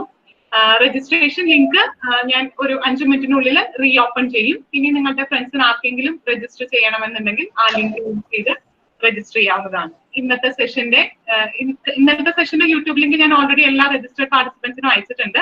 ഇന്നത്തെ സെഷന്റെ ലിങ്ക് റെഡി ആവുമ്പോൾ മിക്കവാറും ഇന്ന് രാത്രി തന്നെ അല്ലെങ്കിൽ നാളെ രാവിലേക്കുള്ളിൽ എല്ലാവർക്കും അയച്ചു തരാം. അതും നിങ്ങളുടെ ഫ്രണ്ട്സിന് ഫോർവേഡ് ചെയ്യുന്നതിന് ഒരു വിരോധവുമില്ല. അപ്പൊ ഒരിക്കൽ കൂടി സെഷൻ ഹാൻഡിൽ ചെയ്ത് ദിദിമോസിന് എല്ലാ നന്ദി. ശ്രാവൺ എന്ന് പറയുന്ന ആരോ ഒരു ഡൗട്ട് ചോദിച്ചിട്ടുണ്ട്, എനിക്ക് ആ ഡൗട്ട് ക്ലിയർ ആയിട്ടില്ല. ശ്രാവൺ എന്ന് പറഞ്ഞപ്പോൾ ജസ്റ്റ് സ്ക്രോൾ ചെയ്തപ്പോൾ ശ്രാവൺ ബി എന്താണെന്ന് ചോദിച്ചിട്ടുണ്ട്. അദ്ദേഹത്തിനോട് എന്നെ ഇപ്പോൾ മെയിലിലെ വഴി കോൺടാക്ട് ചെയ്യുക, അല്ലെങ്കിൽ എനിക്ക് ആ ഡൗട്ട് ക്ലിയർ അല്ല, എന്നെ കോൾ ചെയ്യുകയോ ചെയ്താൽ നിങ്ങൾക്ക് ഞാനത് ക്ലാരിഫൈ ചെയ്ത് തരുന്നതായിരിക്കും. എനിക്ക് ആ ഡൗട്ട് ക്ലിയർ ആയില്ല, അപ്പൊ അദ്ദേഹത്തെ കാണുന്നില്ല. അതെനിക്ക് ചോദിക്കുന്നുണ്ടെങ്കിൽ ചോദിക്കാം, അല്ലെങ്കിൽ സാറിന്റെ കോൺടാക്ട് ഡീറ്റെയിൽസ് ഞാൻ തരാം, നേരിട്ട് കോൺടാക്ട് ചെയ്യാം. സ്ലൈഡ് പറയുകയാണെങ്കിൽ എനിക്ക് എളുപ്പത്തിൽ മനസ്സിലാക്കാൻ പറ്റും. റെസിഡ്യൂല് ബി എന്ന് പറയുന്നത് ഏത് തിയറമാണെന്നോ പറയുകയാണെങ്കിൽ ശ്രാവൺ ഉണ്ട്. സ്ലൈഡ് നമ്പർ ഓർമ്മയില്ല സർ എന്നാണ് ശ്രാവൺ പറയുന്നത്. ബി ആണോ B1 BN എന്ന് പറയുന്ന ആളെ പറ്റിയാണോ ചോദിക്കുന്നത്? B1 BN B2 B3 B4 അത്തരം ആൾക്കാരെ പറ്റിയാണെങ്കിൽ, അല്ലെങ്കിൽ എന്റെ കോണ്ടാക്ട് ചെയ്യുകയാണെങ്കിൽ അതായത് നമ്മള് ഞാൻ മനസ്സിലാക്കുന്നത് ലോറൻസ് സീരീസ് എക്സ്പാൻഷനിൽ ആണ് ആദ്യമായിട്ട് ഞാൻ BN പറ്റി പറഞ്ഞത്. അവിടെ നിന്നാണ് റെസിഡ്യൂവിന്റെ ഡെഫിനേഷനിലേക്ക് എത്തിയത്. ഞാൻ ഓഡിയബിൾ ആണല്ലോ അല്ലെ? അവർക്ക് ഓഡിയബിൾ ആണല്ലോ അല്ലെ? നമ്മൾ ലോറൻസ് സീരീസ് എക്സ്പാൻഷൻ എഴുതുമ്പോൾ, അല്ലെങ്കിൽ ടൈലർ സീരീസ് എക്സ്പാൻഷൻ എഴുതുമ്പോൾ AN ഉണ്ടായിരുന്നു. AN എന്ന് പറയുന്നത് Z-Z0 റേഷ്യോന്റെ കോഎഫിഷ്യൻസ് ആണ്. അത് എങ്ങനെയാണ് എളുപ്പത്തിൽ ഇവാലുവേറ്റ് ചെയ്യുക എന്നുള്ളതിന്റെ എക്സ്പ്ലനേഷൻ ഞാൻ അവിടെ പറഞ്ഞായിരുന്നു. F' ഇവാലുവേറ്റ് ചെയ്ത് ഇസഡിന് പകരം Z0 കൊടുക്കുകയും ചെയ്യുമ്പോൾ നമുക്ക് അതിന് ഓരോ കോഎഫിഷ്യന്റ് എക്സ്ട്രാക്ട് ചെയ്യാം. അപ്പൊ കോഎഫിഷ്യൻ എങ്ങനെ കണ്ടെത്തും എന്ന് പറയുന്ന ഒരു പ്രൊസീജിയറാണ് ഞാൻ പറഞ്ഞത്. അതുപോലെ ഇവിടെ BN എന്ന് പറയുന്നത് B1 B2 B3 എക്സെട്ര എന്ന് പറയുന്നത് 1/Z-Z0 1/Z-Z0 ഹോൾ സ്ക്വയർ എന്ന് പറയുന്ന ആൾക്കാരുടെ കോഎഫിഷ്യൻസ് ആണ്. ആ കോഎഫിഷ്യൻസ് എങ്ങനെ ഇവാലുവേറ്റ് ചെയ്യണം എന്നുള്ളതാണ് BN is equal to എന്ന് പറയുന്ന ഇക്വേഷൻ ഉദ്ദേശിച്ചിരിക്കുന്നത്. ഈ BN എന്ന് പറയുന്ന വാല്യൂസ് ഈ ഇക്വേഷൻ ഉപയോഗിച്ച് എഴുതി നമ്മളൊരു പവർ സീരീസ് അല്ലെങ്കിൽ ഒരു സീരീസ് ആയിട്ട് എക്സ്പ്ലെയിൻ ചെയ്ത റൈറ്റ് സൈഡ് എഴുതി കഴിഞ്ഞാൽ ആ റൈറ്റ് സൈഡിൽ കൺവേർട്ട് ചെയ്യുന്ന വാല്യൂ ലെഫ്റ്റ് സൈഡിൽ f(z) എഴുതുമ്പോൾ കിട്ടുന്ന വാല്യൂ നമ്മുടെ സെയിം ആയിരിക്കും എന്നുള്ള രീതിയിലാണ് ഈ പറയുന്ന f(z) = എന്ന് പറഞ്ഞ് റൈറ്റ് സൈഡ് എഴുതിയിരിക്കുന്നത്. ഒരു ടിപ്പിക്കൽ എക്സാമ്പിൾ ഞാൻ പറയാം. 1/1 - z എന്ന് പറയുന്ന സീരീസ് എക്സ്പാൻഷൻ ഞാൻ എഴുതിയിട്ടുണ്ടായി. അതിൽ നിങ്ങൾക്ക് അറിയാൻ പറ്റും അത് 1 + z + z² + എക്സെട്ര എന്നാണ്. അതില് ഇസഡിന് പകരം നിങ്ങൾ ഒരു 1/2 കൊടുത്താൽ ലെഫ്റ്റ് സൈഡിൽ കൊടുക്കുമ്പോൾ നിങ്ങൾക്ക് ഒരു വാല്യൂ കിട്ടും. റൈറ്റ് സൈഡിലും ഇസഡിന് 1/2 റീപ്ലേസ് ചെയ്യാം. റൈറ്റ് സൈഡിൽ 1/2 റീപ്ലേസ് ചെയ്യുമ്പോൾ you will get A series. ആ സീരീസ് കൺവേർട്ട് ചെയ്യുന്ന വാല്യൂ എന്താണോ ആ വാല്യൂ നമ്മൾ ലെഫ്റ്റ് സൈഡിൽ ഇസഡിന് വാല്യൂ കൊടുക്കുമ്പോൾ കിട്ടിയത് അതേ ക്വാണ്ടിറ്റി തന്നെയായിരിക്കും എന്നുള്ളതാണ് ഉദ്ദേശിക്കുന്നത്. അപ്പോൾ റൈറ്റ് സൈഡിൽ എഴുതിയിരിക്കുന്ന സീരീസിൽ ഓരോ കോഎഫിഷ്യൻസ് ആണ് ഇവിടെ ഞാൻ AN BN എന്ന് പറഞ്ഞ് ഡിനോട്ട് ചെയ്തിരിക്കുന്നത്. അതിൽ ആദ്യത്തെ കോഎഫിഷ്യന്റ് B1 ഉപയോഗിച്ച് എനിക്ക് റെസിഡ്യൂ ഡിഫൈൻ ചെയ്യാം എന്നുള്ളതാണ് B1. B എന്ന് പറയുന്നതല്ല, B1 ആണ് ഞാൻ ഉദ്ദേശിച്ചിരിക്കുന്ന നമ്പർ.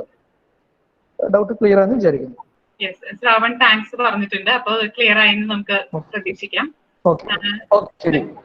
ക്വസ്റ്റ്യൻസ് ഒന്നും ആരും ചോദിച്ചിട്ടില്ല. അപ്പൊ നമുക്ക് സെഷൻ വൈൻഡ് അപ്പ് ചെയ്യാം. ശരി, താങ്ക് യു.